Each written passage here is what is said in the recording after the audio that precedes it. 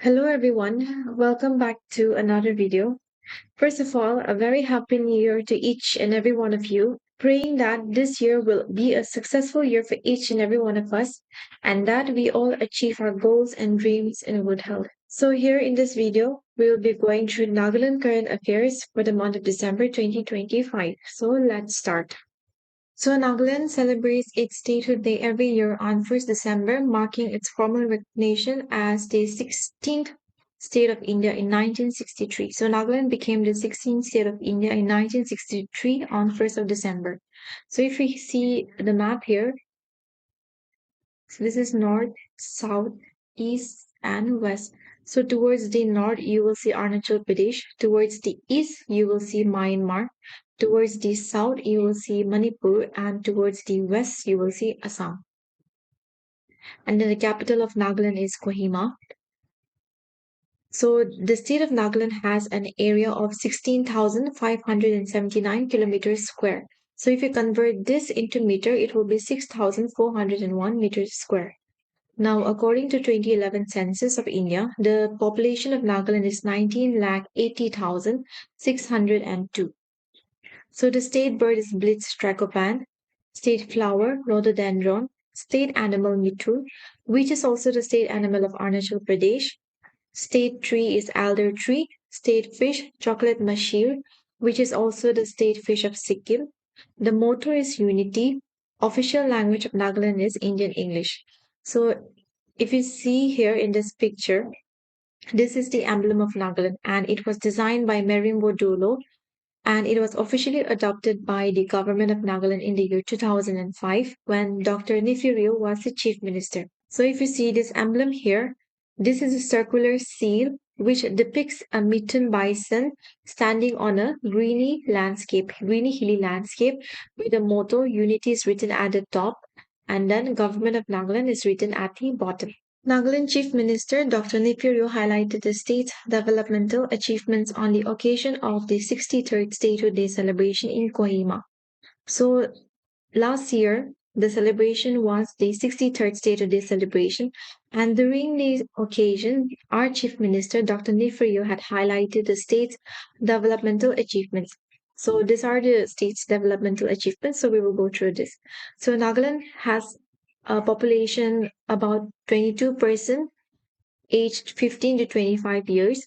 So in order to nurture the talent, 31 multidisciplinary indoor stadiums and 28 futsal grounds have been sanctioned across districts. Additionally, the government will allocate rupees 3 lakh per assembly constituency from LADP 2025-26 onwards as district sports fund. So this LADP stands for Local Area Development Program, and it is a government fund that gives money to each local political area so that they can spend it on development projects in their own region. So here, in this case, the government has decided to give rupees 3 lakh from the LADP to each assembly constituency to create a district sports fund to promote sports in that area. In higher education, 129 new assistant professor posts have been created in arts, science, and commerce under the Department of Higher Education to meet national standards. 4 new model degree colleges in Newland, Shamator, Noklak, and Siminu have also been approved to expand access to quality higher education. The PM Usha centrally sponsored scheme is being implemented to upgrade infrastructure in government colleges. So this PM Usha, initially it was launched as RUSA, okay, in the year 2013. And RUSA, it stands for Rashtriya Uchita Shiksha Abhiyan. But it was renamed in the year 2023 as Pradhan Mantri Uchita Shiksha Abhiyan. So this is a centrally sponsored scheme. So centrally sponsored scheme means it will be funded both by the center and the state government.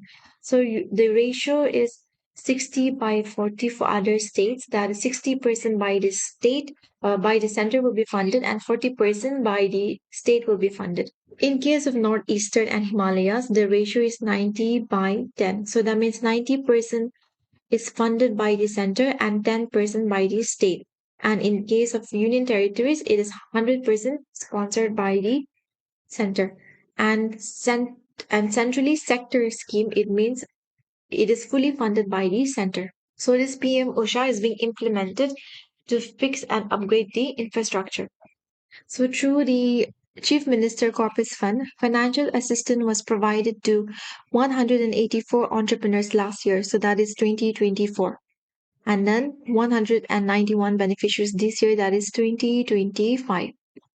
The Nagaland Trade Investment and Industrial Policy 2025. So this policy, it aims to strengthen the industrial ecosystem, encourage entrepreneurship, generate employment, and boost the economy.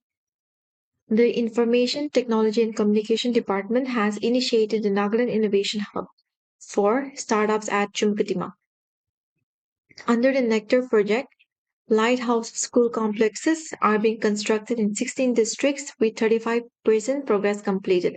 So this Nectar project, it is being supported by the World Bank. A pilot music education project is underway in 40 elementary schools in Kohima and Dimapur in partnership with Yamaha Music India Private Limited. Air connectivity plans include 4 stall-capable landing strips at Chetu Kohima, Mokokchung, Mon, and Twinsang. So this means that the government is planning on building 4 small airplane landing strips. So this stall, it stands for a short takeoff and landing. And 3 water bodies, Nune, Shilo, and Duyang, they have been selected as inland waterway corridors, and then the proposal for Tizu Zungyu River has been submitted to Inland Waterway Authority of India. So in health initiatives, zero malaria cases in 7 districts. So that means 7 districts has achieved zero malaria cases, and Chief Minister's Health Insurance Sector Scheme has been awarded the 2024 Innovation Award by the Center for Innovations in Public System. A 400-bedded medical college hospital at Nimsar, Kohima is underway with JICA support. So JICA stands for Japan International Cooperation Agency. Urbanization continues to grow with 28.86% of the population in urban areas as per 2011 census. And Kohima has seen the inauguration of the Peace Memorial and Eco Park complex at Officers Hill. The state is also planning on Nagaki City at Chate Village, Chumukatima, which aims at promoting innovation, entrepreneurship, and youth empowerment. Agriculture and allied sectors, they saw a significant development with 38,500 hectares under organic cultivation, which benefited 31,104 farmers. Memorandum of Understanding have been signed for jute and allied fibers development. Nagaland is emerging as a leading coffee producing state which exports to South Africa, European Union, the Middle East, and other countries. Rural livelihoods continue to be strengthened through the NSRLM, mobilizing over 1.36 lakh households into 15,434 self-help groups. So this NSRLM, it stands for Nagaland State Rural Livelihood Mission, which was established on September 13, 2012. The Lakpati Didi vision includes 30,000 self-help group women members contributing towards Viksit Bharat 2047. So Lakpati Didi, this is an initiative to empower and enable the self-help group women to earn a minimum income of rupees 1 lakh per annum on a sustainable basis. Okay, so Lakpati means lakh, right? So 1 lakh. Under Manrega, now this name has been changed. 2025 to 26, 2.59 lakh rural households received work with nearly 50% of persons day generated by women. Underdeveloped areas are being developed through the UDAP and the Vibrant Village Program 2, focusing on self-reliance, community engagement, and national integration. So UDAP, it stands for Underdeveloped Areas Program. And under this program, it primarily focused to provide infrastructure development in the underdeveloped districts of the state. And the Vibrant Village Program, this is the phase 2. So the phase 1, that is the Vibrant Village Program 1, it was a central sponsored scheme. Okay, but this Vibrant Village Program 2, this is a central sector scheme, and Nagaland comes under this phase 2. The Konyak Heritage Complex in Mon District is a key cultural initiative under Duda, supported by Northeastern Council. Ministry of Donor. So DUDA, it stands for Department of Underdeveloped Areas. The ICAR National Research Center on Mithun, Metsipima, has registered Nagami as the world's first recognized Mithun breed. So the name Nagami, remember this name. So Nagami has been registered as the world's first recognized Mithun breed. So the application for the breed registration was submitted by the center under the leadership of its director, Dr. Girish S. Patil, and then the breed characterization project was held by Dr. Harshit Kumar. Nagaland Chief Minister Dr. Nifiryu announced the launch of Nagaland Entrepreneurship Impact Forward 2035 in Kohima. So NEEF 2035 is the state's flagship program to drive a decade-long economic transformation anchored in entrepreneurship and community-led growth. So it is informed that the letter of intent was signed between the Department of Industries and Commerce, YouthNet, and Global Alliance for Mass Entrepreneurship to formally establish the collaborative framework for the initiative. It stated that the parties have partnered to initiate NEEF 2035 to accelerate entrepreneurship and build a vibrant community-driven economy through focused pilots in priority sectors like honey, coffee, chili, crafts, and ecotourism, while strengthening clean energy access, logistic networks, and design and skills development through the Naturally Nagaland platform. So this initiative, it aims to identify and strengthen 10,000 entrepreneurs and create 50,000 livelihoods by 2035 through a coordinated effort across departments, partners, and communities. So flagship programs is government's most important project or initiative. Okay, so they are like the star project. So NEEF 2035 is like the star project of the state of Nagaland. So NEEF 2035, it aims to change the economy over the next 10 years. So the goal of NEEF 2035 is to make the economy grow by encouraging entrepreneurship, that is, helping people start and run businesses and involving the community. Investment and Development Authority of Nagaland has signed a memorandum of understanding with Toyota Kirloskar Motor Private Limited to strengthen healthcare infrastructure and improve educational facilities in Kohima and Dimapur. The memorandum of understanding was exchanged between Nagaland Chief Minister Dr. Nifiryu on behalf of IDEN and Director Project SVP and CCO Toyota Kirloskar Motor Private Limited Sundeep Santram Dalvi. Okay, so IDAN, the chairman of IDAN is Abu Mehta. Okay, and then IDAN was established in the year 2018.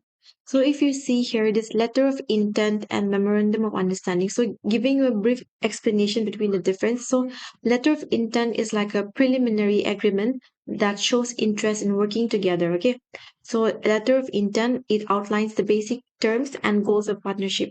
So letter of intent is more like a plan to plan something, whereas memorandum of understanding are more formal agreement between parties. So they are detail specific with their roles and responsibilities mentioned. So they are somewhat more serious, okay, than letter of intent. So here in this two case, why was letter of intent chosen for NEEF 2035 instead of a memorandum of understanding? So this choice likely reflects the preliminary and collaborative nature of the NEEF 2035 initiative. So NEEF 2035 is a long-term flagship program which involves multiple partners to pilot interventions in sectors like honey, coffee, chili, crafts, and ecotourism. Okay, so this letter of intent suits more in this case of NEEF initiative as a starting point to formally establish the collaborative framework. So, letter of intent, it shows the intent to proceed while allowing room for further planning, detailed arrangements, or funding mechanisms. So, letter of intent also keep things flexible at launch, especially for a community-driven, multi-stakeholder economic transformation program that may evolve over time. Whereas in the case of Toyota IDAN partnership, it appears more defined as they are focused on specific upgrades in health and education facilities in Kohima and Dimapur. Okay, so in this case of IDAN and Toyota, and a memorandum of understanding is more appropriate. Nagaland inks memorandum of understanding to send skilled youth to Germany. So the government of Nagaland has signed a landmark memorandum of understanding with jobs in Germany GmbH to enable overseas placement of skilled youth. So the Memorandum of Understanding was signed at Nagaland Tool Room and Training Center in Dimapur by Director of Industries and Commerce and CEO, Nagaland Tool Room and Training Center, P. Tokuka Sema, and Jobs in Germany GmbH co-owner and managing director, Ralph Kretschmer, in the presence of senior officials. So, as a part of the first phase, 22 candidates have been selected for a 7-month training program beginning January 12, 2026. New Zealand explores kiwi fruit partnership with Nagaland. A cooperation meeting between New Zealand and Nagaland on kiwi fruit took place at Hotel Vivor, Kohima. So the top 5 kiwi producing countries in the world in 2025 is China, second New Zealand, Italy, Greece, Iran. And then the top 8 kiwi producing states in India is Arunachal Pradesh, Manipur, Sikkim, Meghalaya, Nagaland, Himachal Pradesh, Mizoram, West Bengal. So this kiwi fruit, this is native to China and they are nutrient-dense climber vine known for its high vitamin C and high antioxidants. So the ideal temperature is 0 degree to 25 degrees Celsius and then they are frost sensitive during new growth stages. So they are best grown at 800 to 2000 meters above mean sea level and the rainfall required is 100 to 200 centimeter annually. So the soil type required for the growth is sandy loam, and then the soil pH should be between 5 to 5.5. pH means potential of hydrogen.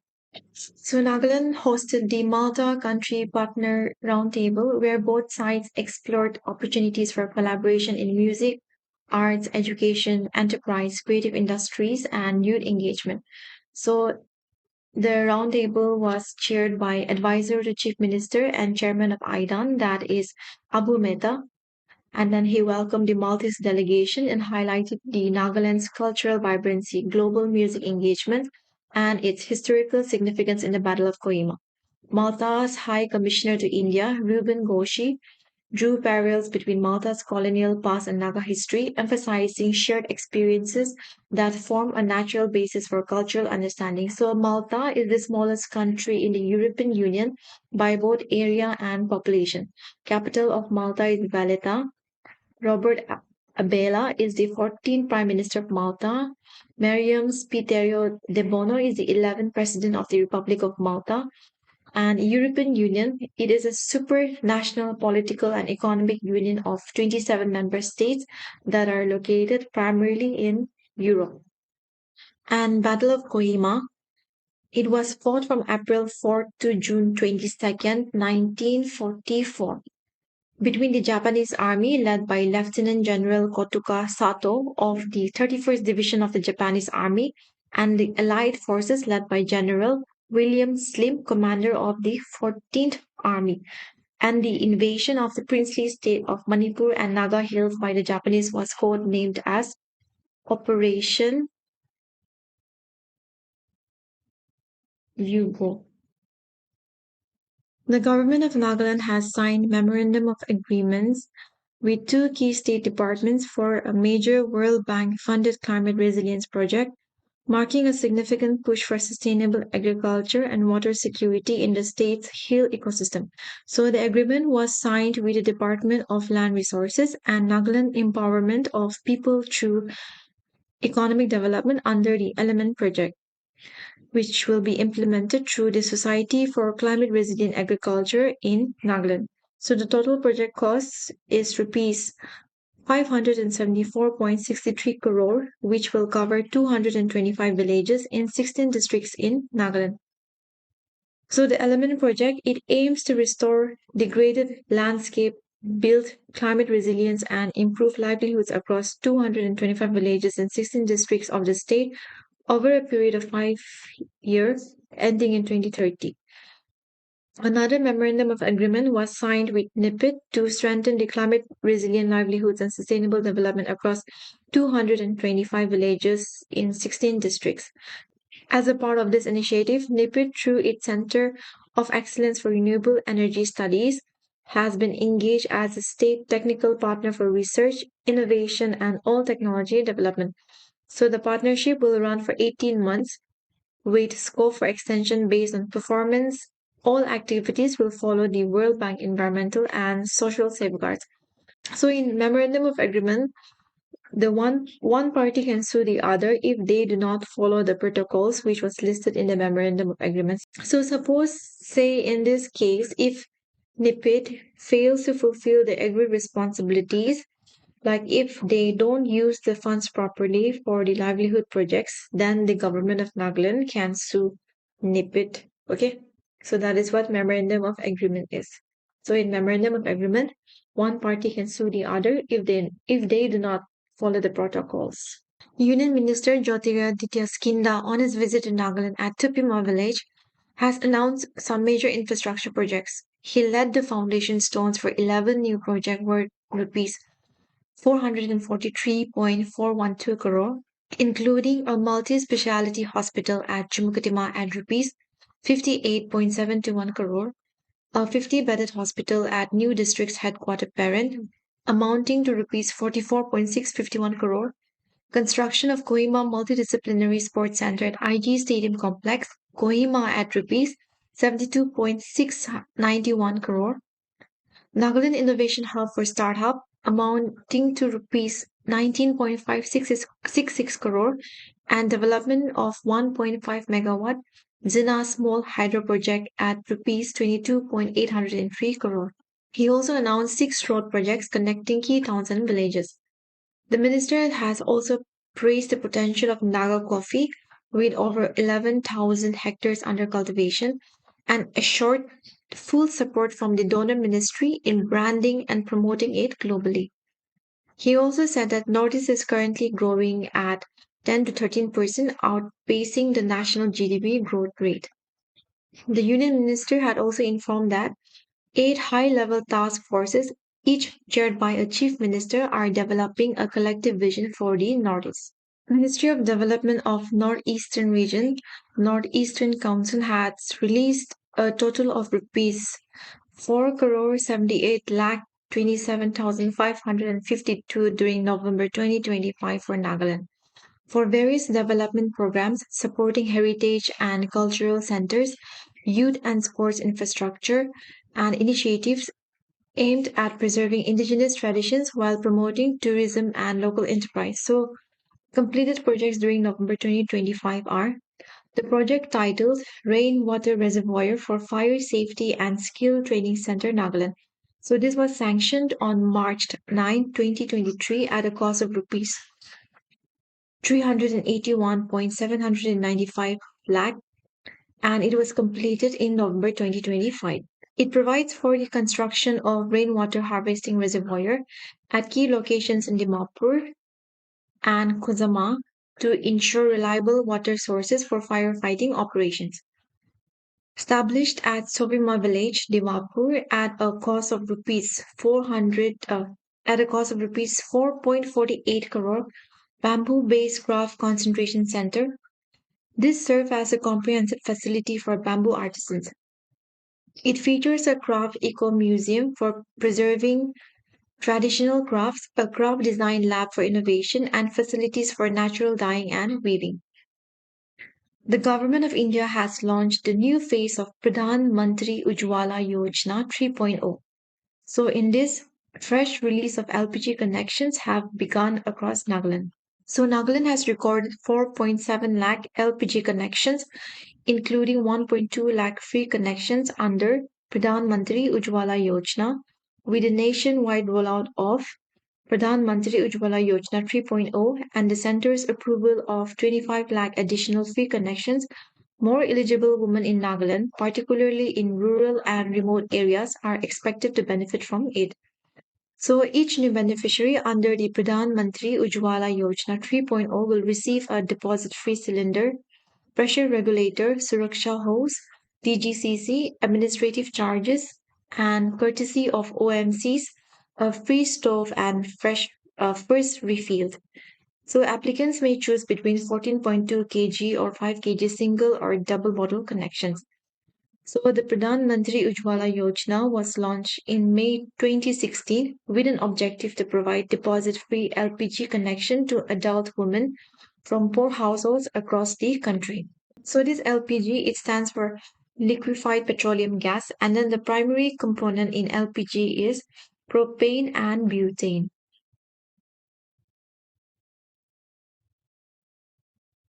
Butane.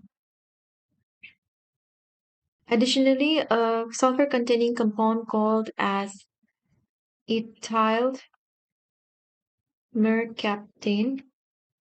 This is added to the LPG for imparting its smell so that its detection in case of leakage becomes easier as LPG is an odorless cooking gas. Good news for Nagaland's farmer as the first consignment of xanthosylum seeds, which is known as Michinga or Tomar seed, to Dabur India Limited, Tejpur was flagged off from Kohima under the banner of Nagaland Bioresource Mission. This initiative was put forward through the Memorandum of Understanding signed with Dabur India under a buyback arrangement. Although Dabur had requested 10 tons, Nagaland could only supply 1.5 tons as the first consignment. So, Nagaland Bioresource Mission, this was launched in 2007, and then the current chairperson is Awan Konya. So, this buyback arrangement, this is a contract where a seller agrees to supply a product to a buyer, and the buyer promises to purchase the same product back from the seller at a pre-agreed price or terms.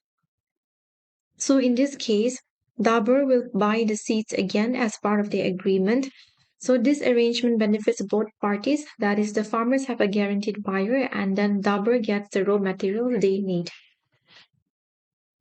The Nagaland State Rural Livelihoods Mission and the MSME Promotion Council of India Nagaland chapter signed a memorandum of understanding to promote rural entrepreneurship and livelihood opportunities across the state. So this partnership it aims to empower rural communities, especially women and youth, by providing access to market linkages, skill development, and financial services in Nagaland. So Nagaland State Rural Livelihood Mission it was established on 13 September 2012. The Directorate of Health and Family Welfare in Nagaland has signed a memorandum of understanding with the HLL Life Care Limited, a public sector undertaking under the Ministry of Health and Family Welfare, Government of India, to start Amrit Pharmacy in the state. So Amrit it stands for affordable medicine and reliable implants for treatment. So under this pact, HLL Life Care Limited will initially set up a warehouse at the State Family Welfare Training Institute in Chumukutima. So this facility will serve as a supply point for various public hospitals, citizen welfare pharmacy to procure for requirements. So the company will also open dedicated Amrit pharmacy outlets in public hospitals wherever required. So the Amrit Pharmacy, this initiative is aimed at providing affordable medicines, surgical items, consumables, and implants for the treatment of cancer, cardiovascular diseases, and all other ailments. So this initiative is designed to substantially reduce treatment costs and make healthcare more accessible. So the meaning of this Amrit Pharmacy initiative is already there in the full form that is affordable medicine and reliable implants for treatment.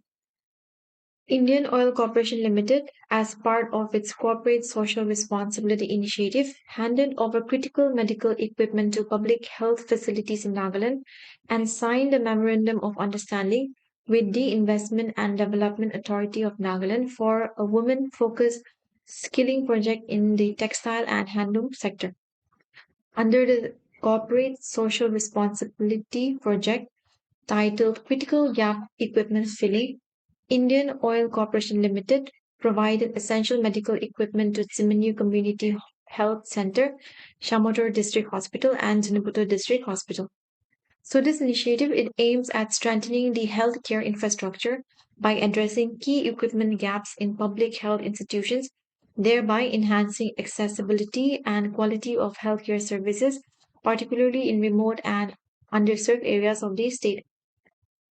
Indian Oil Corporation Limited and IDAN also signed a memorandum of understanding for the implementation of a corporate social responsibility project to provide textile and handloom equipment at Chitrongse, Murise, and Ura villages with a specific focus on women-led self-help groups. So this project it seeks to enhance skills, improve productivity, and create sustainable livelihoods opportunities for women artisans through access to improved tools and equipment. So, IDAN, established in the year 2018, Chairman Abu Mehta. So, corporate social responsibility. This is a mandatory requirement for certain companies under Section 135 of the Companies Act 2013. It compels companies to undertake activities that contribute to the social, environmental, and economic development of the country. So, this corporate social responsibility, this is an obligation and not a charity. The Motor Vehicles Department Nagaland has launched the e-Challan service in the state at the District Transport Office, Dimapur. The e-Challan service, it was formally launched by the special guest, Commissioner and Secretary, Transport Department, Robert Longchari, and he expressed his appreciation to the Traffic Police, Home Department, and the National Informatics Center for their close coordination and partnership in implementing the e-Challan platform in Nagaland. So this e-Challan initiative, this would bring in revenue for the state and enhance the digital transport governance, make the system more citizen friendly, and contribute towards fulfilling the vision of Viksit Nagaland. The e-Challan system, it was initiated in the year 2015 and now it is operational in 33 states across India, with Nagaland becoming the 34th state to adopt this system. The National e-Challan project, it is a software application comprising Android-based mobile app and web interface which was developed by National Informatics Center, Meitei Government of India, in compliance with the CMV Rules 1989 and Acts 1988 for the purpose of providing a comprehensive solution for transport enforcement officers and traffic policemen for traffic violators. So this e-challan system, it involved the issuance of electronically generated fine slips for violators for road traffic rules, replacing the conventional paper challan system. So Motor Vehicle Act, it was established in the year 1939. Okay. The Nagaland Scholarship Nodal Cell, it was launched on December 1st, 2025 at the Directorate of Higher Education, Kohima, by Chief Minister Dr. Nifirio. So this initiative, it aims to ensure effective implementation and management of scholarship programs. National Scholarship Nodal Cell has been established as a centralized authority for all scholarship schemes in the state, including state, central sector, and centrally sponsored programs. So, Nagaland Scholarship Nodal Cell, it aims to enhance interdepartmental coordination, improve the accessibility of scholarships, and build public trust in scholarship administration, making the system more student-centric and efficient. So, this is a very great initiative by the state government for these students. The Directorate of Higher Education has notified on the guidelines for registration and regulation of coaching centers in the state of Nagaland.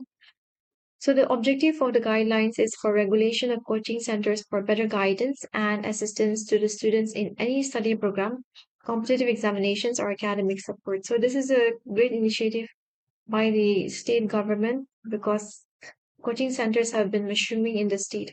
So these are some of the key features of the guidelines. So you can go through this list. So the Department of Higher and Technical Education, it came into existence on 1st May 1983. Nagaland Pollution Control Board launches the Hawa app on the occasion of National Pollution Control Day. This Hawa app, it is designed and developed by Ziliang Kodak Private Limited. Hawa, it stands for Healthier Air and Water Appraisal. So this app, it aims to help citizens report waste and pollution in the surroundings. It also allows users to report waste so that pollution control authorities can take quick action to maintain a cleaner environment. The air quality of Kohima and Dimapur city has been placed under non-attainment city with respect to particulate matter by the CPCB, that is Central Pollution Control Board. Non-attainment city has been classified based on the consecutive monitoring of ambient air quality for the period of 2011 to 15. The central government has launched the National Clean Air Program as a long-term, time-bound national-level strategy to achieve the targets. The target center aims at a 40% reduction in particulate matter by 2026. So this National Clean Air Program, this was launched by the Ministry of Environment, Forest and Climate Change in January 2019. So NCAP, it aims to improve the air quality in 130 cities in 24 states. And National Pollution Control Day, it is observed every year on 2nd December to raise awareness about the harmful effects of pollution and to strengthen actions that prevent industrial disasters. So this day, that is 2nd December, it commemorates the victims of the Bhopal gas tragedy that happened in the year 1984.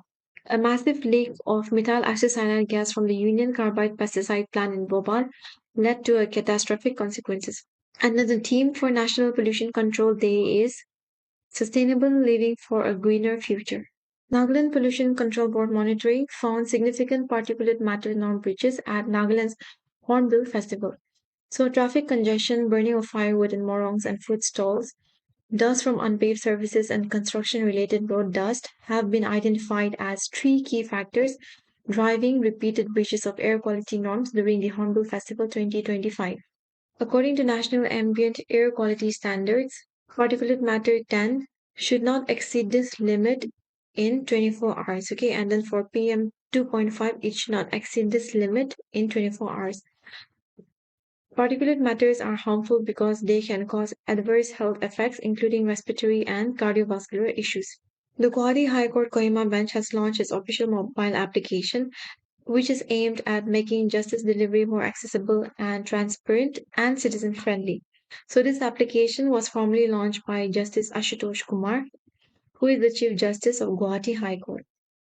So, this app it promotes transparency and allows people even from remote location to stay informed about court proceedings.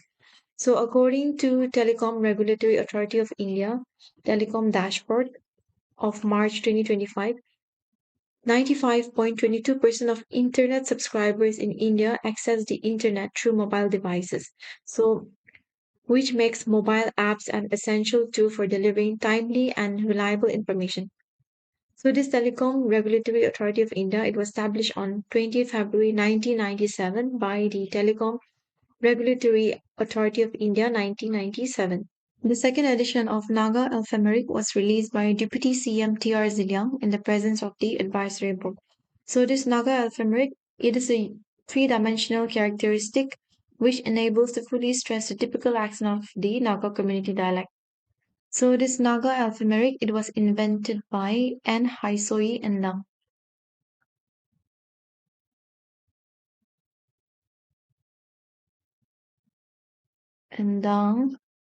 and he is N. Haisoi Indang, and he is a Zimi writer.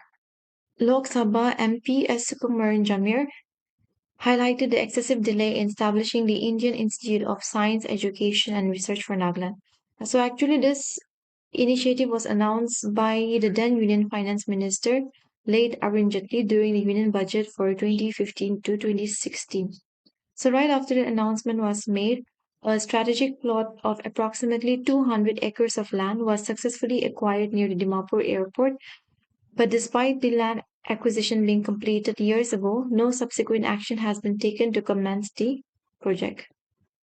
So, regarding the Indian Institute of Science Education and Research, this was established in 2006 and it is a group of autonomous institutions established by the Government of India under the Ministry of Education for teaching and research in natural science and to provide collegiate education in basic sciences integrated with research at the undergraduate level. Currently, there are seven IISERs which have been established across the country, namely ISSER in Pune, Bhopal, Mohali, Kolkata, Tiruvananthapuram, Tirupati, and Berhampur. Lok Sabha MP Sukumaran has also raised serious concern over the acute administrative and operational crisis affecting Akashvani and Doordarshan Kendras in Kohima. So, there is shortage of staff in both the public broadcasting institutions. So All India Radio, it was founded in the year 1936 and it was renamed as Akashvani in the year 1957. So this Akashvani, it is India's national public radio broadcaster and a branch of Prasar Bharati. So this Akashvani is the sister service of Doordarshan. And then the slogan is Bahujan Hitya, Bahujan Sukaya, which translates to serving, educating, and entertaining the public. And Doordarshan, it was established in the year 1959 and it is owned by the Ministry of Information and Broadcasting. Prasar Bharati, it is a statutory autonomous body which was formed in the year 1997 and headquarters in New Delhi. And then the current chairman of Prasar Bharati is Navneet Kumar Sehgal. The state government has officially notified 19 local languages and dialects spoken in the state for the purpose of engaging Gram Dak Sevak under the Department of Post. So the 19 languages are Angami, Ao, Chang, Chakasang, Konya, Kamunan, Lotha, Pong, Puchuri, Rengma, Sumi, Sangtan, Tikir, Yimkyong, Ziliang, Garo, Mikir, Kuki, and Kachari. So the foothill road, this foothill road is also known as Trans Nagaland Expressway and it starts from Kelma in Perin district to Tizit in Mon district. And it is approximately 396 kilometer and it was conceptualized by the government of Nagaland in the year 1974. So it will connect the following districts that is Perin, Jumukatima, Dimapur, Newland, Wokha, Mokokchung, Longland and Mon. So the Nagaland Foothill Road Coordination Committee, it was formed in the year 2013 and it comprises of 14 apex tribal bodies that is Ao, Konyak, Pong, Lota, Sumi, Ziliang, Kuki, Chakasang, Yimkyung, Chang, Sangtam, Kamiwan, Tikir and Rengma. The Foothill Road Initiative has widely come to be known as a people's project due to voluntary land contributions and tax exemptions facilitated through negotiations between landowners and Naga political groups. Currently, this project is being implemented under the Department of Roads and Bridges, Nagaland, with a total allocation of rupees 148.5 crore for phase 1 under the Special Assistance to States for Capital Investment of the Ministry of Tourism, Government of India. A total of 17 work orders have been issued under this phase. So, this scheme for special assistance to states for capital expenditure, it was launched in 2020 to 21 in response to the COVID-19 pandemic. So this scheme, it aims to stimulate economic recovery by providing interest-free assistance to states, especially for capital investment.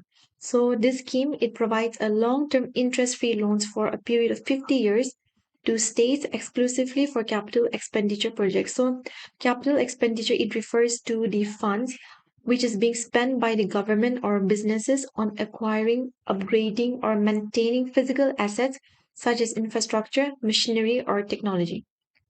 And capital expenditure, it boosts productive capacity, it creates a job and drives sustainable growth. It has a high multiplier effect for every rupees one spent. It is estimated to generate rupees 3 in gross domestic product. So here in this case, the Supreme Court rejected a case which was brought by the Northeastern Development Finance Corporation Limited about a loan which was given in 2001 to a company called Dulo Builders and Suppliers Private Limited in Nagaland. So the issue was whether NetFee could use the Sarfasi Act 2002 to collect the loan. The court said the Sarfasi Act wasn't applicable in Nagaland when the loan recovery process started because the act was only extended in Nagaland in December 2021. So remember that Sarfasi Act was extended in Nagaland only in December 2021. However, Natfi still had other options that it could have used the Recovery of Debt and Bankruptcy Act 1993, which allows recovery of both secured and unsecured debt. So regarding the Sarfasi Act, Sarfasi it stands for Securitization and Reconstruction of Financial Assets and Enforcement of Security Interest Act. So this is a landmark law in India that empowers bank and financial institutions to recover bad loans effectively. So this act allows lenders to seize and sell the assets of defaulting borrowers without the need for lengthy court proceedings, making it crucial tool in addressing India's growing non-performing asset crisis.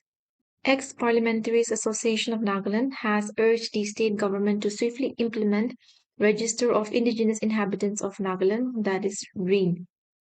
So this green is the master list of all indigenous inhabitants of Nagaland. It is a regulation which was introduced by the government of Nagaland in 2019 to purportedly protect the land and employment rights of indigenous inhabitants from illegal immigration and unregulated influx of non-Nagas into the state.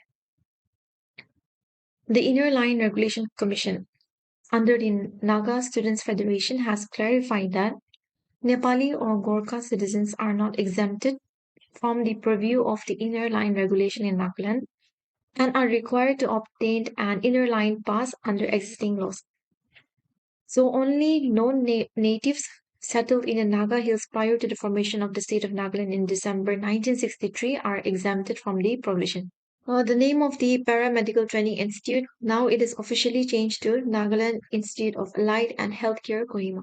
So Nagaland has deployed paralegal volunteers in only a limited number of police stations. So this was according to a recent data placed before the Supreme Court of India. So as per the data, Nagaland has 84 police stations, but the paralegal volunteers have been deployed only in 25 police stations. So the remaining 59 police stations are without the paralegal volunteers. So these paralegal volunteers, they act as intermediaries between the common citizens and then the legal services institutions to bridge the gap in ensuring access to justice. Support persons under POSCO. So for Nagaland, the data reveal that as of December 2025, a total of 51 POSCO cases were pending, as per an affidavit filed by the National Commissioner for Protection of Child Rights on October 24, 2024. Nagaland had appointed 4 support persons against the 2 required under NCP-CR guidelines. However, across India, out of 10,095 support persons required, only 3,224 had been appointed. So, which is very less. A total of 2,02,175 POSCO cases were pending nationwide. So, support persons, they are trained professionals who provide emotional, psychological, and practical assistance to child victims during legal proceedings. So, the Paralegal Volunteer Scheme, this was introduced by the National Legal Services Authority in the year 2009. So this scheme was revised in 2017 and it was renamed as Scheme for Paralegal Volunteers Revised. So State Bank of India Regional Business Office Dimapur has distributed rupees 25 lakh to Anganwadi centers across the districts of Pek, Peren, Newland, Dimapur, Chumukatima under its Corporate Social Responsibility Initiative. So to boost female education in Tuli subdivision, the district administration, Mukokchung, has conducted a bicycle distribution program. So the initiative was titled Pedaling Towards a Brighter Future. It aims to minimize the commuting challenges faced by girl students from economically weaker sections. So this program was carried under the Corporate Social Responsibility Initiative of the State Bank of India, Empowering Education. So corporate social responsibility, I have already discussed. So, this is a business model that encourages companies to operate in ways that enhance society and the environment while still being accountable to their stakeholders and the public. So, corporate social responsibility, it is an obligation and not a charity. Corporate social responsibility, it was made mandatory in India through the Companies Act 2013, making India the first country in the world to legislate CSR spending. So the eligibility criteria. So these CSR provisions, they apply to companies that meet any one of the following in the preceding financial year. So that is, the network should be rupees 500 crore or more, turnover should be rupees 1000 crore or more, net profit should be rupees 5 crore or more. So such companies must spend at least 2% of the average net profits of the last 3 years on CSR activities. So, corporate social responsibility expenditure in Nagaland has recorded a gradual increase over the last 5 financial years. So, if you see this table here, so this is the CSR expenditure in Nagaland for the past 5 years. So, in the year 2023 to 24, it has recorded the highest, that is 15.41. So, this is in terms of crores. So, coming to the northeastern states for the financial year 2023 to 24, Assam has reported the highest CSR expenditure at rupees 488.62 crore, which was followed by Manipur, Sikkim, Arunachal Pradesh, Meghalaya. And then the lowest was Mizoram at rupees 4.48 crore. So CSR projects in Nagaland during the financial year 2023 were implemented across 8 districts.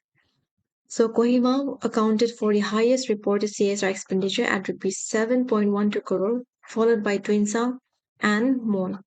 So sector-wise disclosures on the CSR portal show that CSR expenditure in Nagaland during the financial year 2023 to 2024 was highest in health, eradicating hunger, poverty, and malnutrition, safe drinking water, and sanitation sector.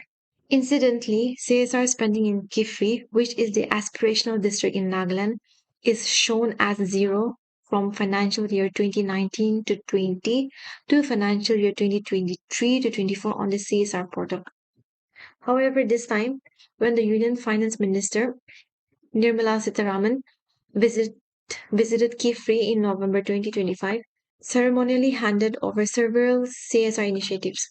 Next, RCC Center for Integrated Development in collaboration with National Domestic Workers Movement, Nagaland region commemorated International Migrants Day on December 18 with the theme One City, Many Journey, honoring migrants and shaping a shared future. So, International Migrants Day is celebrated on December 18th, and this year theme was One City, Many Journey, honoring migrants and shaping a shared future. The Department of Employment, Skill Development and Entrepreneurship, Government of Nagaland has organized a state-level campaign on the promotion of apprenticeship under the Pradhan Mantri National Apprenticeship Promotion Scheme at Kohima. So the program was part of a pilot initiative to promote apprenticeship in the northeastern region. So, the Ministry of Skill Development and Entrepreneurship has launched this National Apprenticeship Promotion Scheme on August 19, 2016, to provide financial incentive to the establishments engaging apprentices under the Apprentices Act 1961. So, currently, this scheme is under its second phase. So, this NAPS 2, it is a central sector scheme, which means it is fully funded by the central government, and it is one of the subcomponents under the umbrella scheme of Skill India program. So the other subcomponents are Pradhan Mantri Kaushal Vikas Yojana 4.0, Jan Shikshan Sansthan.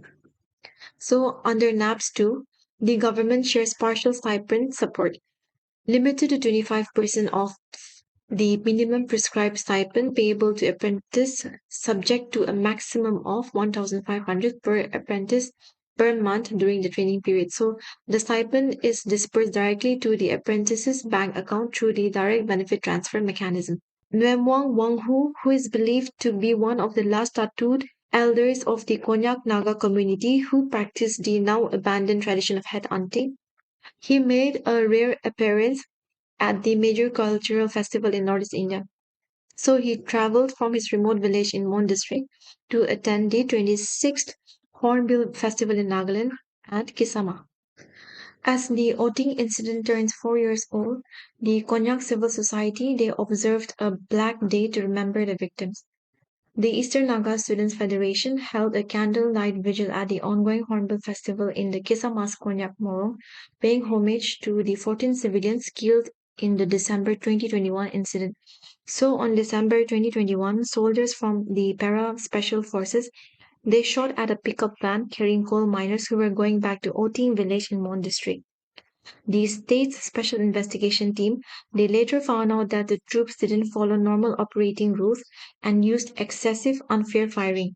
The SIT's charge sheet it named 30 people from 21 para, including a major, for various crimes in the Indian Penal Code, including murder. At first, justice seemed possible, but the case got stuck.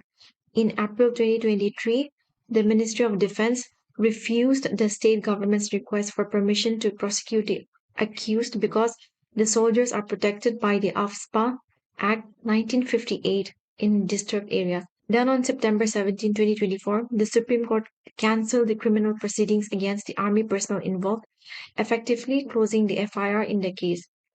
The court said that the case could only start if prosecution permission is given later, but until then, the accused remain unprosecuted. Vector-borne diseases, 51 dengue cases reported in Mon. So vector-borne diseases are illnesses which are spread by tiny creatures like mosquito, ticks, or flies. So these bugs, they carry germs and then they pass them to humans when they bite us. So these are the major vector-borne diseases like malaria, dengue, Zika virus, chikungunya, yellow fever, leishmaniasis, Lyme disease, Japanese encephalitis. More than 400 HIV positive clients are registered in Mon district, out of which 292 are alive and currently receiving ART treatment as of October 2025. So this lenacapavir, known as LEN, this is a new HIV prevention drug. So this LEN, it is an antiretroviral medicine that is used for HIV prevention as a PrEP. So PrEP is a medication that can reduce the risk of HIV infection for individuals who are HIV negative but are at the risk of contracting the virus. Studies have shown that it helps prevent 99.9% of all HIV transmission. So, in order to achieve the Sustainable Development Goal 3, Target 3.3 by 2030, and to ensure that HIV and AIDS ceases to be a public health problem, all the states in the country they are working together towards the UN AIDS 95 95 95 initiative. So this UN AIDS 95 95 95 initiative, it aims to ensure that 95% of the people living with HIV are diagnosed, on treatment, and virally suppressed by 2030. So Nagaland's target is to achieve the 95s by 2026 along with the rest of the country.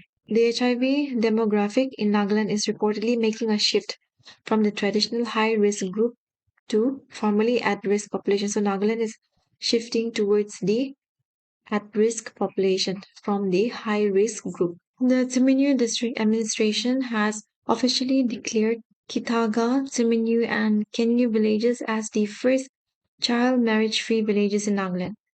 So this initiative it makes Tsiminyu district the first district in the state of Nagaland to formally adopt a community-based declaration against child marriages.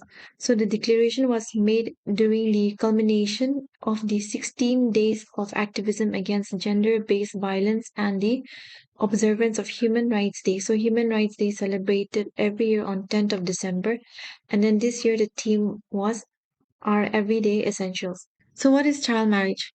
The Prohibition of Child Marriage Act 2006 defines child marriage as a marriage in which either of the contracting parties, that is, any person who is being married or is about to be married, is a child.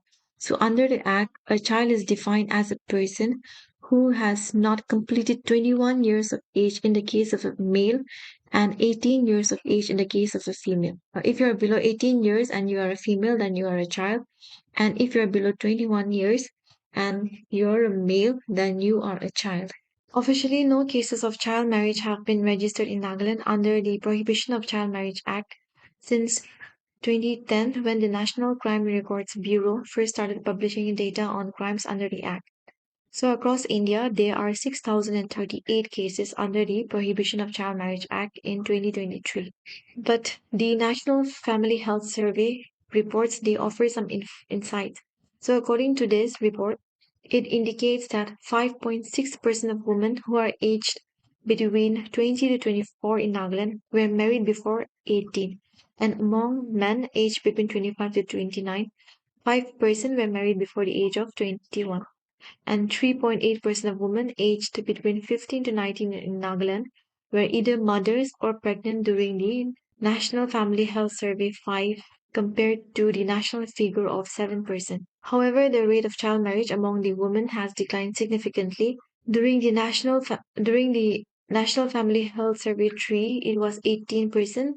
It got reduced in the National Family Health Survey 4 to 13.4%. And then in the National Family Health Survey 5, it got reduced to 5.6%. Similarly, the rate among men also dropped from 8 to 5%. Read Fest, it was held at the auditorium of PM Shri GMS Parent with about 10 schools from Parent District participating in the event. Parent District observed World AIDS Day under the theme Overcoming Disruption, Transforming the AIDS Response. So World AIDS Day is observed every year on 1st of December, and this year the theme was Overcoming Disruption, Transforming the AIDS Response. Northeast Network, in collaboration with Enterprise and Self-Employed Women's Association, led the 16 Days of Activism Against Gender-Based Violence 2025 campaign across Nagaland under the theme Ensure Every Space is Safe for Women. So the campaign commenced on the evening of 25th November 2025 at the local ground at Chizami Village Peck District, and it aligned with the International Day for the Elimination of Violence Against Women. A coordination committee meeting to reaffirm the friendship treaty between the three Chakasang villages of Nagaland and a Manipur village was held at Tungjoy village. So the three Chakasang villages were Lashmi, Zapami, and Lasumi, and then for Manipur it was Tungjoy village. So this friendship treaty, it was signed in the year 1982 and it was established to promote peace and unity among the four villages. The first edition of Taro Festival commenced at Pungo village under Longland district on the theme Rooted in Culture, a Journey of Heritage. So this festival was organized by the Department of Horticulture. So Banana Festival, it is held at Woka, Apple Festival at Tanamir, Naga King Chili Festival in Peren, Cucumber Festival at Aliba Village, Potato Festival in Jakama, Garlic Festival in Konama. The Morong Experience Center at Konama Village, under the Forest and Biodiversity Management in the Himalaya project and funded by the German Development Corporation, it was inaugurated. So known for its rich biodiversity and carefully protected landscape, the Konoman-Zuku Valley had suffered extensive damage after a wildfire broke out on December 12. So this blaze was accidentally triggered by four trekkers who lit a fire at their campsite and left it unattended, allowing the flames to spread rapidly through dry grass and vegetation before they were rescued. So whenever we're camping or trekking in forest, we have to be very careful to never leave a campfire unattended and to make sure the fire is completely out before leaving, or maybe drench it in water and stir the ashes. We also have to avoid lighting fires in dry grass or windy conditions and always follow the local rules and guidelines for fire safety to protect nature and wildlife. So 2 years ago on December 12, 2023, the Konoma Nature Conservation and Dracoban Sanctuary also observed a significant milestone and celebrated 25 years in its conservation efforts of wildlife and sustainable living. So this Konoma Nature Conservation and Dracoban Sanctuary was established in the year 1998 under the motto Care for Nature and covers a total area of 123 square kilometer, including a core sanctuary of 20 square kilometers. So the same day of December 12th, the fire incident happened. So Zugu Valley is located between Senapati district of Manipur and Kohima district of Nagaland. And the term Zuko, this is originated from a word common to both Angami and Mao languages, and which is translated as cold water. So this Zuku Valley, it is located at an altitude of 2452 meter above mean sea level. Aimed at connecting businesses and building partnership for Nagaland MSMEs, a 2-day long Buyers and Suppliers Meet 2025 was commenced at Bamboo Hall Kisama under the aegis of the Department of Industries and Commerce in association with Nagaland Industrial Development Corporation under RAM project of the Ministry of MSME, Government of India. So this meet is a catalyst for collaboration and long-term partnership. 24 buyers across India and 22 MSME from Nagaland attended the event. So the state government has launched the state level watershed Mahotsav 2025 and the mission watershed Punaruthan at the Naga Solidarity Park in Kohima. So this initiative, it focuses on reviving traditional water bodies, restoring degraded land and improving water harvesting systems. So the mission will ensure sustainable livelihoods through community participation and convergence with the schemes such as Manrega. So this name has been changed. Nagaland has made substantial progress under the Pradhan Mantri Krishi Sinchaya Yojana and Watershed Initiative with 14 watersheds projects approved and rupees 140 crore sanctioned, out of which rupees 80 crore has been released. So the state of Nagaland has renovated 555 water harvesting structures, restored 120 springs, and benefited over 6,500 farmers. So India's declining per capita water availability places it in the water stress category. So India is currently in this water stress category. So this water crisis, it refers to a situation where there is insufficient access to clean, safe, and reliable water to meet the needs of population. So the World Bank, it defines water scarcity as when the annual per capita availability is less than 1,000 cubic meters. So water scarcity, it hinders the achievement of Sustainable Development Goal 6, which aims to ensure clean water and sanitation for all by 2030. So India holds only 4% of world's freshwater resources while supporting 18% of world's population. So you can imagine why India is in the water stress category. So India's annual per capita water availability was 1,486 cubic meters in 2021, which falls under the water stress category. So when the water availability falls less than 1,700 cubic meters, then that category is termed as water stress category. So India currently ranks 120 among 122 countries on the Water Quality Index according to the World Bank report on global water crisis. Part of the Hornbill Festival 2025, the Department of Women Resource Development has organized the annual Maiki Fest at its directorate at Vayabu Colony in Kohima. So this Maiki Fest was initially introduced in the year 2018, but now the festival has grown into a vibrant platform showcasing the talent, resilience, and entrepreneurial spirit of women from across Nagaland. So this is a transformative livelihood intervention project initiated and facilitated by the Women Resource Development Department, Government of Nagaland in the year 2010. Analysts of the Nagaland State Drug Testing Laboratory Kohima have completed an intensive week-long training program held from November 21 to 26. So this training was organized by the Drugs Control Officers India Welfare Association in coordination with industry subject matter expert K. Sridhar, who was the former director of Cipra Labs Hyderabad. So this program included modules on good analytical practices, laboratory safety, and structured compliance management using the 6M framework. So the 6M is man, machine, mother nature, method, material, and measurement. A traditional stone pulling ceremony involving nearly 1,000 participants from four Naga communities was held at Tupima village. So the four Naga communities were Angami, Sumi, Rengma, and Chakasang. So the massive monolith measured 22 feet long, 5 feet broad, and 2.5 feet thick, and then it weighed an estimated of 30 metric tons. Nagaland Chief Minister Dr. Nefirio and Oscar and Grammy Award winning musician Dr. A.R. Rahman announced the establishment of the Naga International Studio, a world class music production and creative facility at Tupima Village. So the establishment of Naga International Studio will be at Tupima Village. So the design of the studio is by Blue Cube Architect and Riaz Din Rian, Dr. Rahman's son-in-law. So this project has been facilitated by TAFMA and then the Investment and Development Authority of Nagaland, and it will be funded through private corporate investment.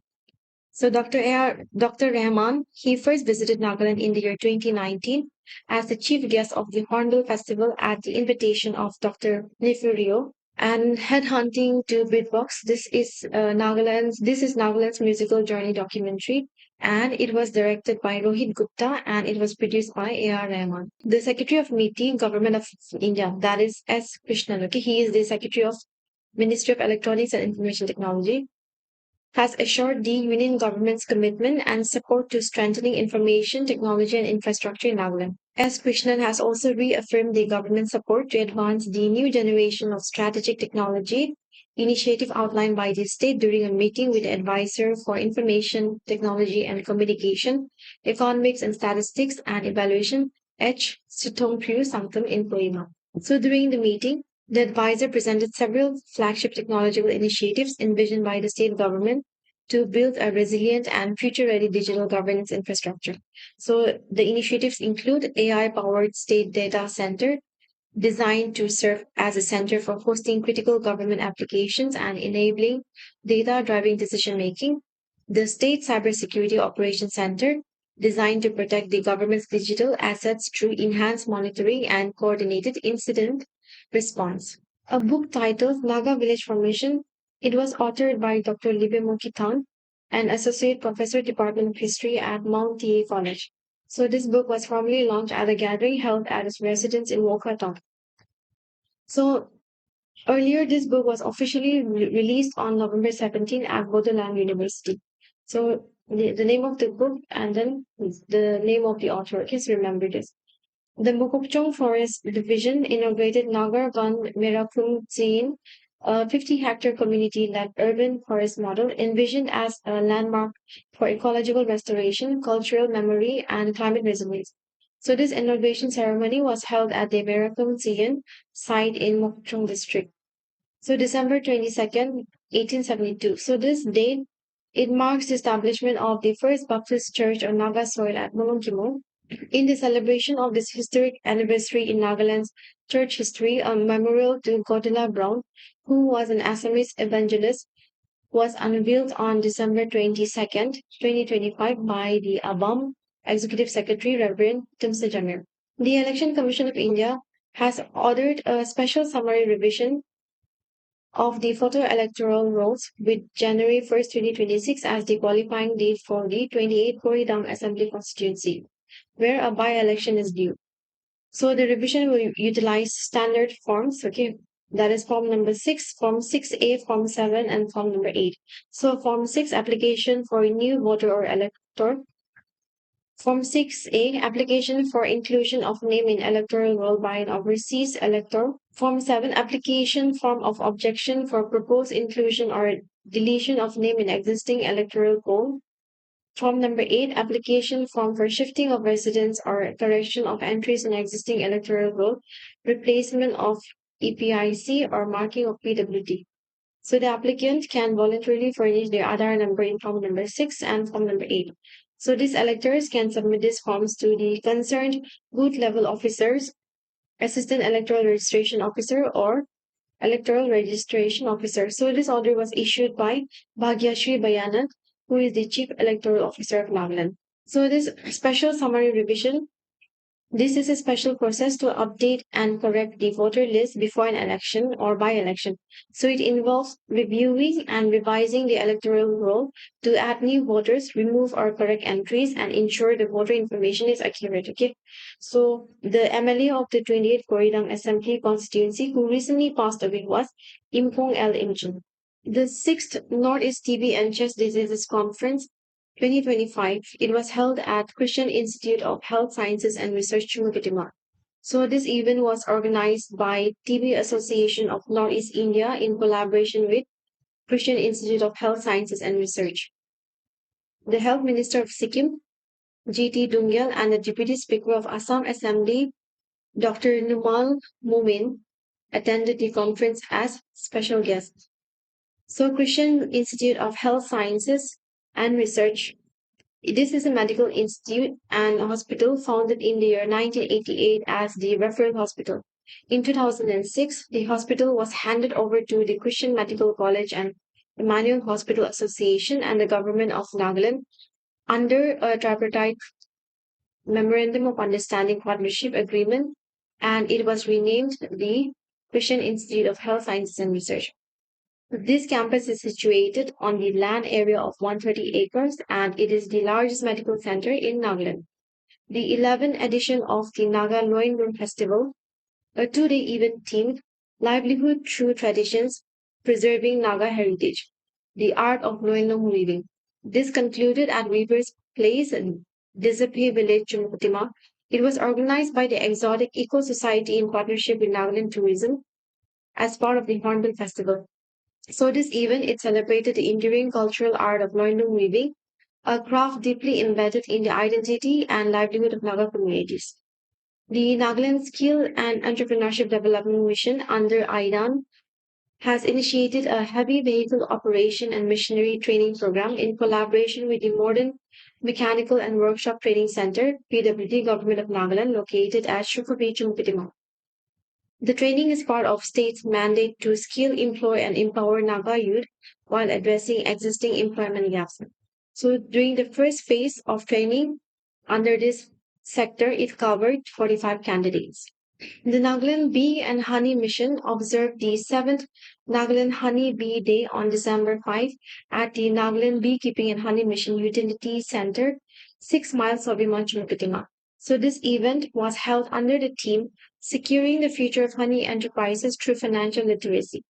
So remember that Nagaland is the first state in the country to have decided to declare 5th December every year as the Nagaland Honey Bee Day through a cabinet approval in the year 2017. And since then, Nagaland Beekeeping and Honey Mission have organized and celebrated Nagaland Honey Bee Day annually. The World Honey Bee Day is celebrated on 28th May, okay?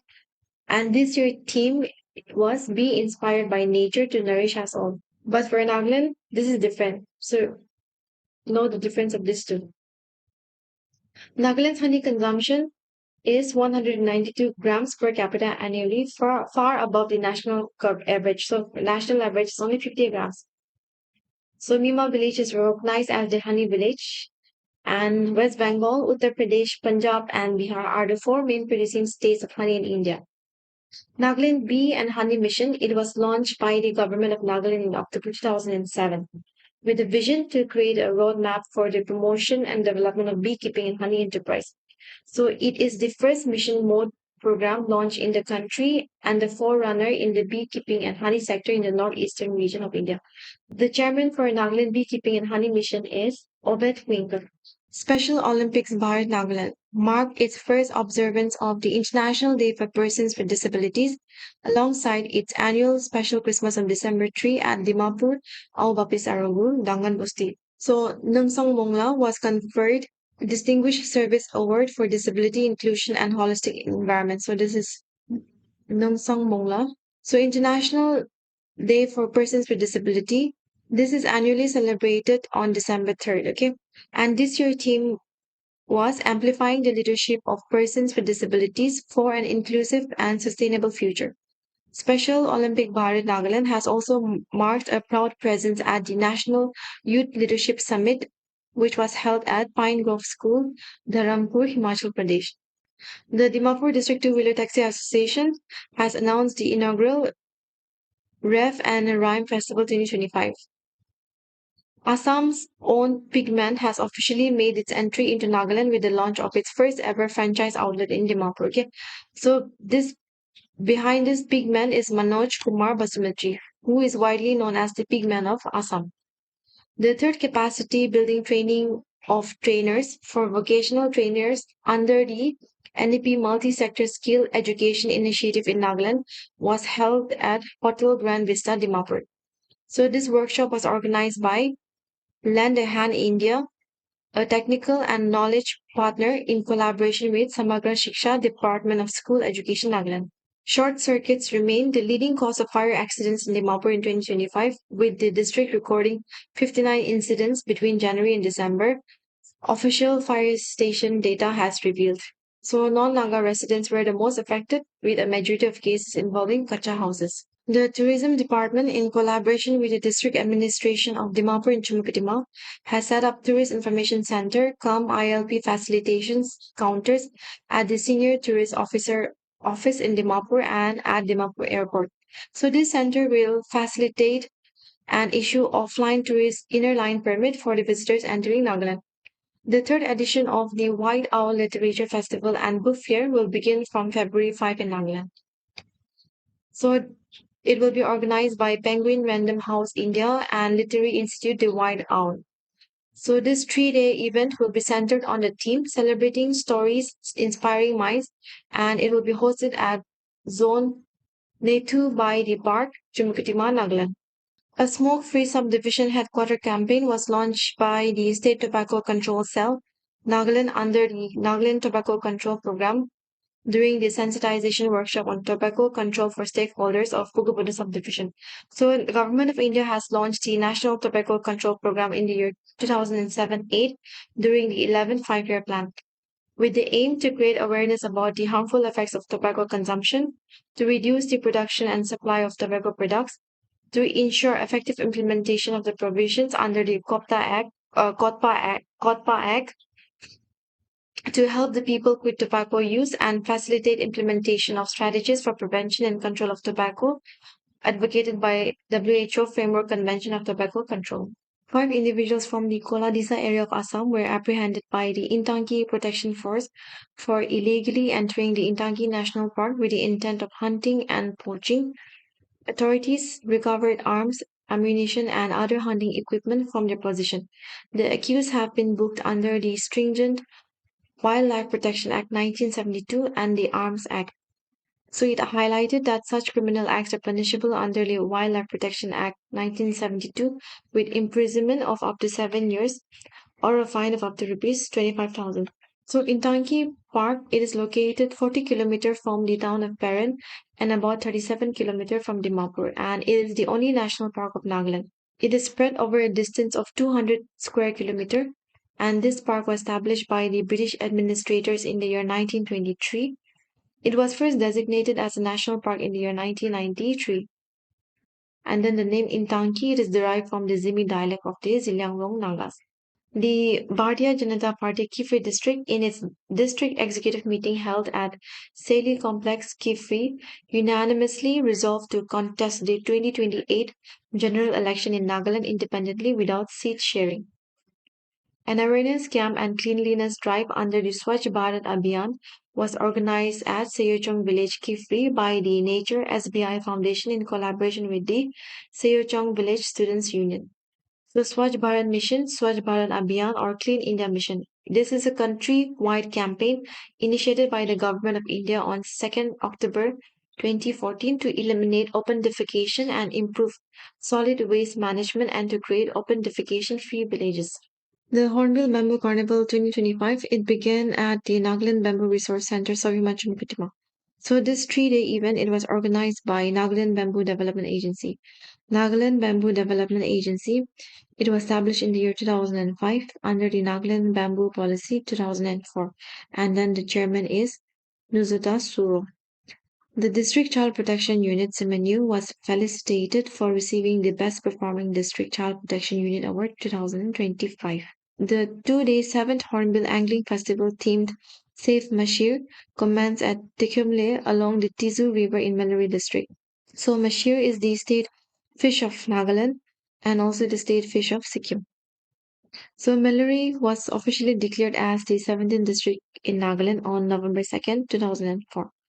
And then the district was created by carving out from Peg district. The nickname of Mallory is Land of Fortune.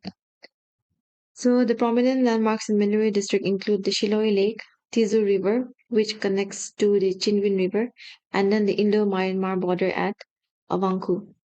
Mini cement plant in Waziho is in Milluri district, and this mini cement plant it was leased out to Ramung Enterprises for a period of 30 years, and then the memorandum of understanding between the two parties was signed on November 12, 2024. Now, chocolate mashir, the state fish of Nagaland. The National Bureau of Fish Genetic Resources, Lucknow, suggested for the adoption and recognition of the fish as the state fish. Hence, it was adopted as the state fish on December 2007. So it is also the state fish of Sikkim, and it was declared as the state fish of Sikkim in 2021. The local name of chocolate mashir is Katli or Katli. The Yimkyong Naga people of Tanamir village Kifri has launched a pocket guide titled Murang Kamvong Wunnupu Birds of Murang Kanwong at the Hornbill Festival. The guide was formally released at Yimkyong Morong.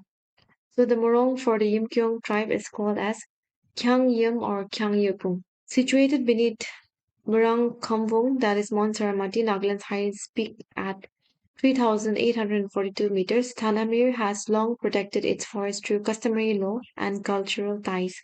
So since 2020, the Murangwong Conservation Program, which is led by the villagers in collaboration with the village council, researchers, and partner organizations, natural, including Nature Conservation Foundation and Wildlife Protection Society of India, has strengthened forest governance and biodiversity documentation. So Nagaland is home to over 800 community conserved areas, a model unique in India. The government of Nagaland changed the name of Yumchungar tribe to Yumkyong on 31st July 2021. It is its first ever public library. The EPN library has been officially opened to the public. It is owned by Pongpa Konyak, and then the library houses over 800 books, all available to rent free of cost. So Tizit is a village in Mon district of Nagaland in India. Konyak Baptist Bumenok Bongjung celebrated its platinum jubilee at the KBBB Mission Center Mon under the theme celebrating the amazing love of God. So Platinum Jubilee, it means 35 years. So you can go through this. The second day of the International Hornbill Festival, Mon Edition 2025, was graced by Deputy Ambassador, Embassy of Ireland, Raymond Mullen as the chief guest at Cognac Heritage Complex, Mon. So this was organized by the Department of Art and Culture under the theme Cultural Connect. So this Hornbill Festival Mon edition, it concluded with Arunachal Pradesh Minister for Agriculture, Horticulture, Animal Husbandry and Veterinary, Dairy Development, Fisheries, Food and Civil Supplies, Legal, Metrology and Consumer Affairs, Gabriel Dan Wangshu, gracing the valedictory event as the guest of honor. Addressing the gathering, Wangshu termed the Hornbill Festival as the heartbeat of Nagaland, which serves as a living museum of the rich tribal heritage, social harmony, and timeless traditions that define the identity and the pride of the Naga people. The 26th edition of Hornbill Festival theme was Cultural Connect.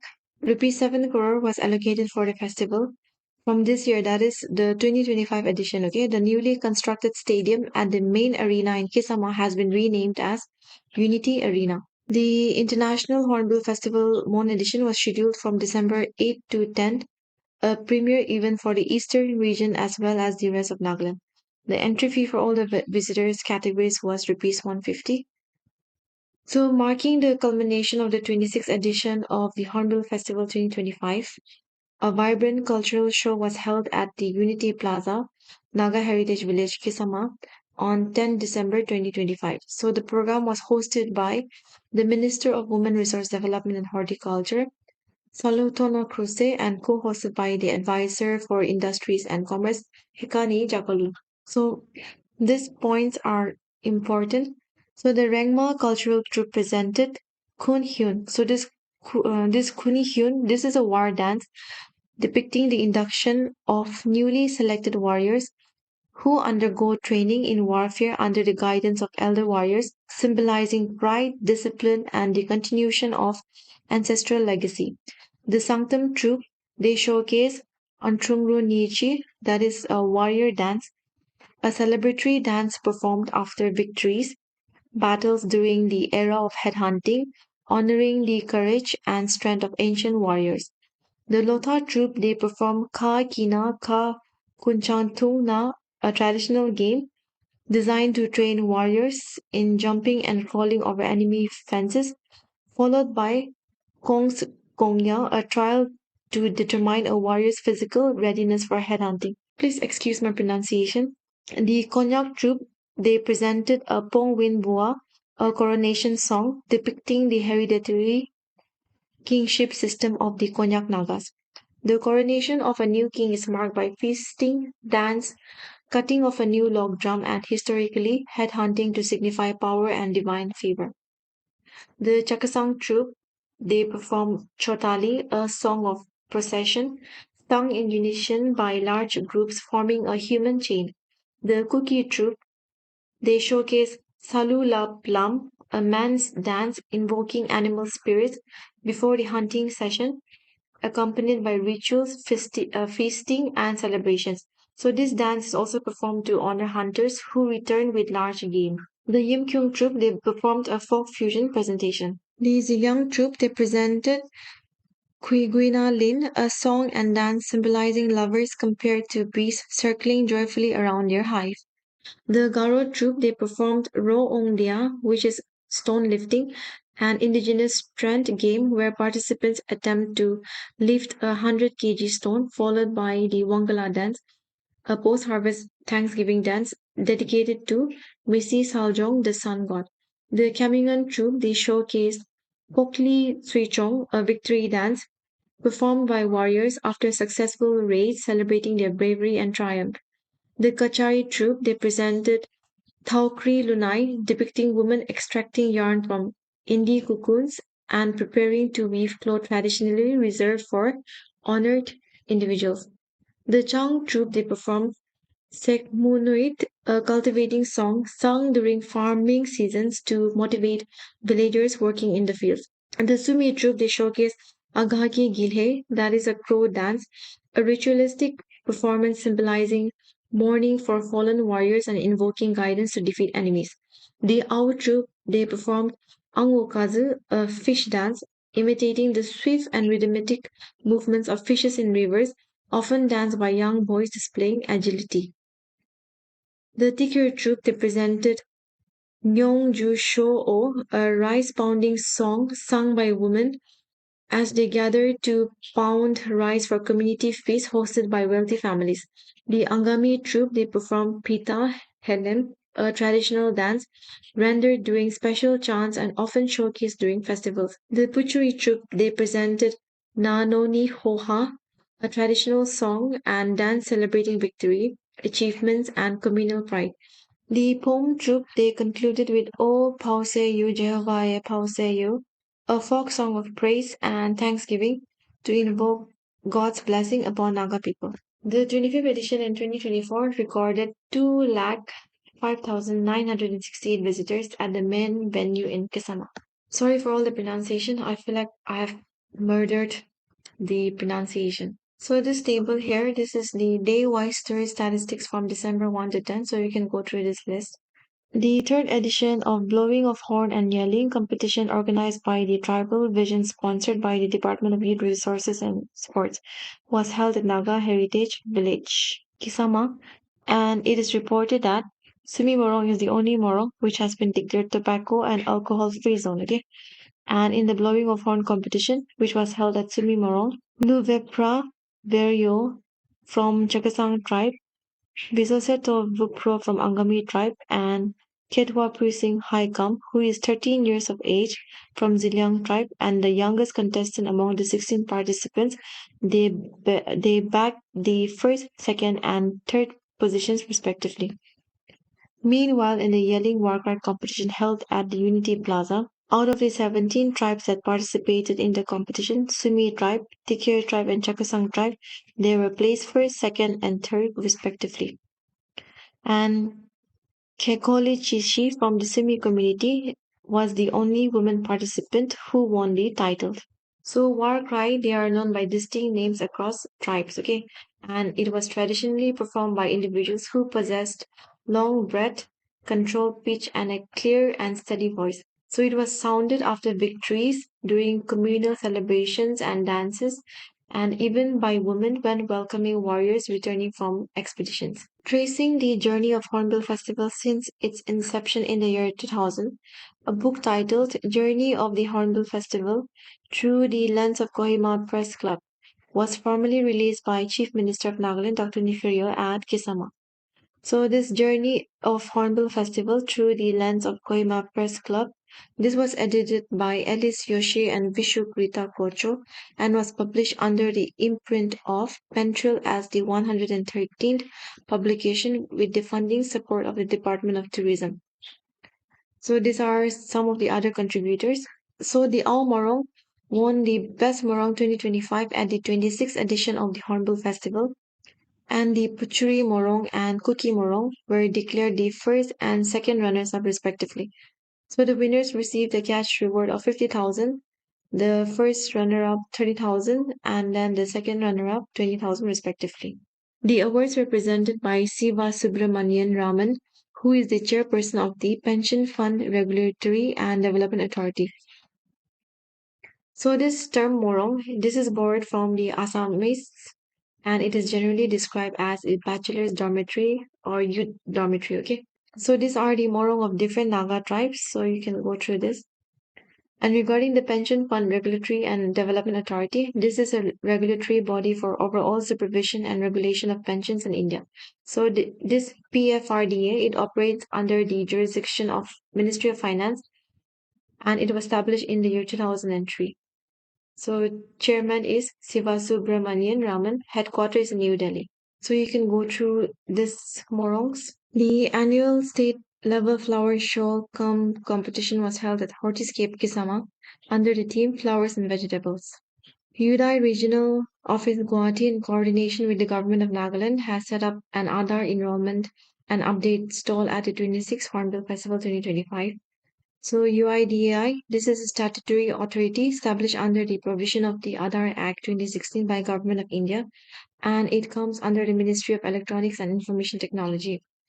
So this UIDAI, it consists of chairperson, two part-time members, and then CEO.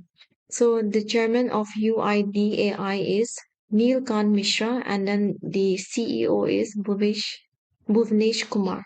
The National Bank for Agriculture and Rural Development has set up a stall at the ongoing 26th edition of the Hornbill Festival 2025 at Kisama Heritage Village. So this NABARD, it was formed in the year 1982, headquarters in Mumbai, and then the chairman is Saji KV. Securities and Exchange Board of India Financial Literacy Stall was also set up at Hornbill Festival. So SEBI, it is a regulatory body for securities and commodity market in India under the administrative domain of Ministry of Finance, and it was established on 12 April 1988 as an executive body and was given a statutory power on 30th January 1992 through the SEBI Act 1992.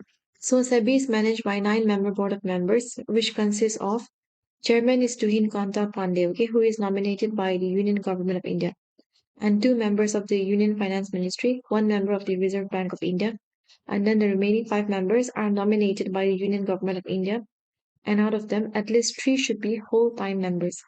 Bank of Baroda, one of India's leading public sector banks, has partnered with the government of Nagaland for the Hornbill Festival 2025. The Nagaland Services Stole was set up by the Nagaland State Legal Services Authority at the Naga Heritage Village, Kisama, during the 26th Hornbill Festival. So, according to Nagaland State Legal Services Authority, more than 1,000 beneficiaries availed free legal services at the stall. Nagaland State Legal Services Authority, it is a nodal authority constituted as a statutory body in March 1999. The SDG Coordination Center under the Planning and Transformation Department, Government of Nagaland, in its continued effort to localize the United Nations Sustainable Development Goals, hosted the fifth edition of the SDG Pavilion at the Hornbill Festival 2025. So this SDG one-stop destination offered an immersive experience that connects the SDGs with the unique cultural heritage, aspirations, and development priorities of Nagaland. A striking Irish public art installation titled Dhanu, okay, this was on display at the Kisama Heritage Village during the Hornbill Festival, bringing the unique blend of mythology, craftsmanship, and cultural symbolism to festival visitors. So this was created by Irish artist Lisa Sweeney, Richard Babington, and Johnny O'Reilly, along with Indian artist Sanjeev Saha, and the installation draws inspiration from the Celtic figure Danu, which represent themes of motherhood, resilience, and strength. First, it was exhibited in Kolkata. Okay, this Danu was first exhibited in Kolkata, and then the artwork was crafted using iron, wood, bamboo fabric, and with a small pool of water at its base to evoke Dhanu's deep connection to rivers and the life-giving force of water. So this was supported by the Embassy of Ireland in New Delhi, the Department of Foreign Affairs and Trade, Culture Ireland, and Ireland's honorary consul. A 6-day pony ride exhibition from December 1 to 6 was organized by the Department of Animal Husbandry and Veterinary Services as part of the Hornbill Festival, and it was held at Pony Farm in Quiguema. Okay, some of the livestock and poultry being exhibited are indigenous Indian recognized breeds like Tenyivo, which is a pig, Sumine, goat, poultry birds including daisy local chickens, turkey, squirrels, silky white, and sheep. And then a special feature of a 6-day event in its first of its kind state level hornbill dog show took place on December 5 at the Pony Farm in Quiguema, and it was held in the category of pure breed, mixed breed, and local breed. It was hosted by the Department of Animal Husbandry and Veterinary.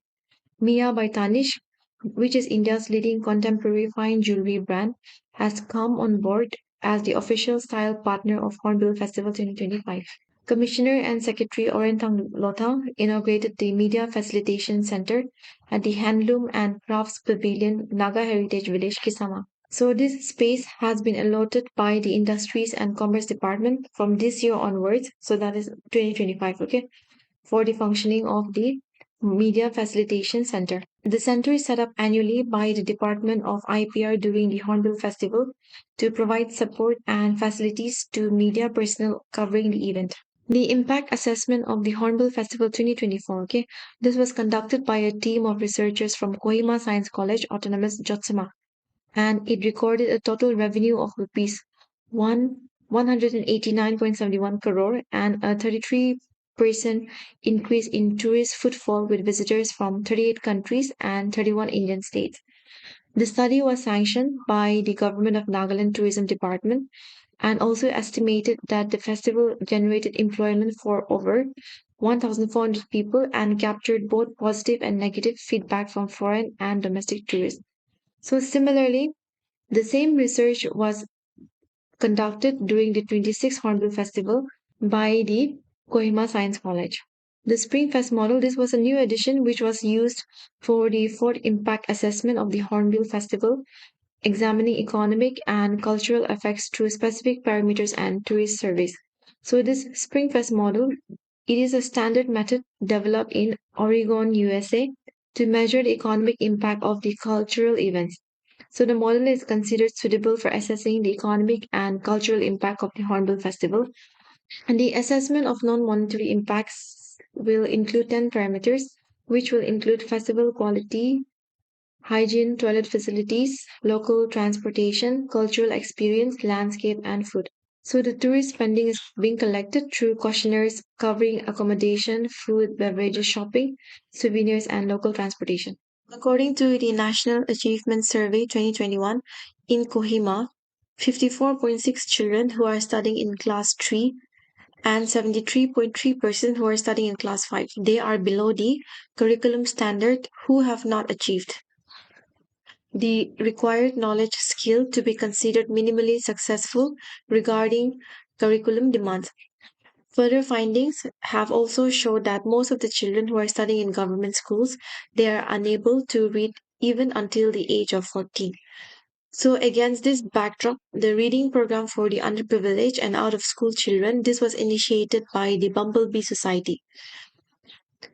The reading program, this aims to develop these fundamental traits which is essential for students' overall progress. The founder of Bumblebee Inclusive School Kohima is Kopeli V. Tepa. Another report, that is the Annual Status of Education Report 2022 for Nagaland's government-run schools, also highlighted significant areas for improvement, particularly in basic reading and arithmetic skills.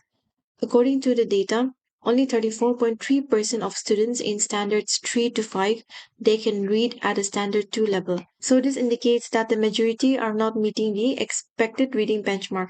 The report has also showed that 76.8% of students in standard 6 to 8 can read a standard 2 level text. The 8 batch of students from Nagaland, okay, so this 8 batch of students from Nagaland has departed from an exposure visit to Indian Space Research Organization in Bangalore. So this exposure program is part of the NE Sparks, that is Northeast Students Program for Awareness, Research and Knowledge on Space. This NE Sparks, this is an initiative of the Ministry of Development of Northeastern Region in collaboration with Government of Nagaland. The NE Sparks, this is a flagship initiative to promote STEM, that is science, technology, engineering and mathematics from Northeastern region. So this is supported by the Ministry of Northeastern region in collaboration with the 8 Northeastern states. So the program is funded by the Ministry of Development of Northeastern region and the state government in this ratio, okay, 60 to 40 ratio. That is 60 by the Ministry of Development of Northeastern region and then 40 by the state. And this Northeastern Space Application Center, this is the nodal agency. So this program, it aims to facilitate exposure visits to 800 meritorious science students, that is 100 from each Northeast state. So regarding ISRO, ISRO was established in the year 1969 on the 15th of August, and ISRO was established by Dr. Vikram Sarabhai, who is also known as the father of Indian space program. And currently the chairman of ISRO is Dr. V. Narayan. The Samagra Siksha Nagaland, under the Rashtriya Avishkar Abhiyan, organized a 4-day exposure trip to the Institute of Advanced Study in Science and Technology, Guwahati. This IASST It is a premier autonomous research institute of national importance. So the students they were introduced to advanced laboratories and research facilities during their exposure trip. The Samagra Siksha scheme, this initiative brings together all aspects of school education from preschool to class 12 under one umbrella scheme. It was created by merging all three earlier schemes, that is Sarva Shiksha Abhiyan, Rashtriya Madhyamik Shiksha Abhiyan, and Teacher Education. This Samagra Shiksha scheme, this aims to ensure a more coordinated and efficient delivery of quality education across all levels, and it was launched in 2018 by the Ministry of Education. So remember, this is a centrally sponsored scheme, which means in UTs without a legislature, the central government bears 100%, and in state and UTs with a legislature, the funding ratio is 60 to 40. And then for northeastern and Himalayan states, the funding pattern is 90-10. Kohima College, in collaboration with the Embassy of Ireland, hosted a literary workshop titled James Joyce in Kohima, an immersive literary workshop. So it was facilitated by Kai- Kaivalya Place, New Delhi Artistic Director Varun P. Anand. So this program was jointly organized by the Internal Quality Assurance Cell, the Department of English and Functional English, and the Music and Drama Club. So during this, Raymond Mullen has informed that the embassy selects one Indian state annually for focused cultural collaboration. And this year, that is 2025, okay? This year, Nagaland was chosen with Kohima College representing the state. So this Kohima College was established on 9th of August in the year 1967. Tetsu College, in partnership with the University of Melbourne, Savitribai Phule Pune University, Stella Maris College, and the Tata Institute of Social Sciences Guwahati, have organized an international conference titled Leading Together 2025 at Savitribai Phule University, Pune. So this conference was held under a consortium agreement among the five institutions focused on reimagining scholarship of teaching and learning for inclusive and culturally responsive pedagogy, and it brought together educators, researchers, and students from India and Australia. So Tetsu College, it is located at Sovima in Jumkutima district, and it was founded by P.S. Laurin and Shasinli Laurin in the year 1994. The name Tetsu, okay, it is taken from the indigenous Rengma Naga language, and then this word Tetsu, it means stop. So pedagogy, this means the art and science of teaching. And Savitribai Phule. So when you hear this name, remember that she is recognized as India's first woman teacher. And she also co-founded the first girls' school in Pune in the year 1848 along with her husband, that is Jyoti Rao Phule. Researchers from the Department of Law at Nagaland University have proposed a digital rehabilitation law. So this digital rehabilitation law, this is a future-oriented legal framework that integrates artificial intelligence, telemedicine, and mobile health technologies into India's drug addiction recovery system. So this study it evaluates the compatibility of existing statutes, including the Digital Personal Data Protection Act 2023, Telemedicine Practice Guidelines 2020, and Narcotic Drugs and Psychotropic Substances Act 1985 with emerging digital rehabilitation tools. So Nagaland University, it was established in the year 1994 on 6th of September. Currently, the Chancellor is Dr. Samudra Gupta Kashyap and Vice Chancellor is Jagadish K. Patnaik. So, according to the Annual Administrative Report 2024 to 25 of the Higher Education Department, this was released during the sixth session of the 14th Nagaland Legislative Assembly in March. Okay, so according to this report, a total of 32,915 students were enrolled in 72 colleges during 2024 to 25, out of which 14,500 were male and then the remaining were female. And the report also updated that Nagaland has a total of 94 higher education institutions. A botanical park was inaugurated at Nagaland University headquarters, Lumami, by Professor J.K. Patnaik, who is the Vice Chancellor of Nagaland University. So this park, it aims to house rare and endemic plants of Nagaland, as well as those of Northeast India. So presently, species of rare bananas, zingibears, and medicinal plants have been planted accompanied by flowering species to enhance the beauty of the site. So this botanical park has been curated and supervised by Dr. Nizopuro, Department of Botany, Nagaland University. Vice Chancellor of Nagaland University, Professor Jagadish K. Patnaik, along with Professor Dasarati Bhuyan, who is the HOD of Political Science, Associate Professor Dr. Shashankar Shekhar and then six PhD scholars from the Department of Political Science participated in the 62nd All India Political Science Conference and International Seminar, which was held at Kalinga Institute of Social Science, Bhubaneswar, Odisha. This conference was organized by the Indian Political Science Association, held under the theme We the People of Bharat. Younger Jumla, a research scholar from the Department of Law, Nagaland University, bagged the Best Paper Presenter Award for the paper titled Hornbill Festival as a Platform of Cultural Diplomacy, Bridging Nagaland with Asia and Beyond. She was awarded this at the 3-day multidisciplinary international seminar on Northeast India and Beyond, Past, Present, and Future, which was organized by Rajiv Gandhi University and Research Scholars Forum in collaboration with the Department of Mass Communication, Rajiv Gandhi University. EduCenter School of Business, under its Entrepreneurship Development Center program, organized the Startup Innovation Challenge Competition 2025 on the theme Innovate, Build, and Pitch. So, Sold Buddy from Kohima College emerged as the winner. Startup Nagaland was launched on August 16, 2015 by Nagaland former Chief Secretary Timjan Toy. So these were the startup objectives. And then the current Chief Secretary of Nagaland is Sintiyangar Imchin. The Department of Fashion Technology International University of Nagaland has announced the outstanding achievement of its students at the India Skill 2025 Fashion Technology Competition, which was held in Kohima. Bimene no Pira, she won the gold medal at the state level. Now she will represent Nagaland at Northeast level competition, which will be held this year, that is 2026. The Nagaland Digital Startup Awards 2025 was presented during the Nagaland Digital Entrepreneurship and Startup Fest, which was jointly organized by National Institute of Electronics and Information Technology and then the Department of Information Technology and Communication, and it was held at Nilit, Kohima. Special guest was the Secretary of Ministry of Electronics and Information Technology S. Krishnan. Okay, so remember this name. So these are the winners who were awarded the prizes. Ahibi won the Best Stage Startup Award for its event tech platform connecting artists, venues, and audiences with strong early adoption and a growing user base.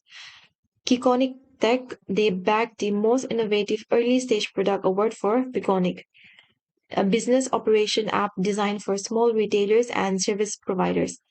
Joldi Balbo received the Outstanding Bootstrap Success Award for its rental and property management platform, which has gained substantial traction even before full scale tech deployment.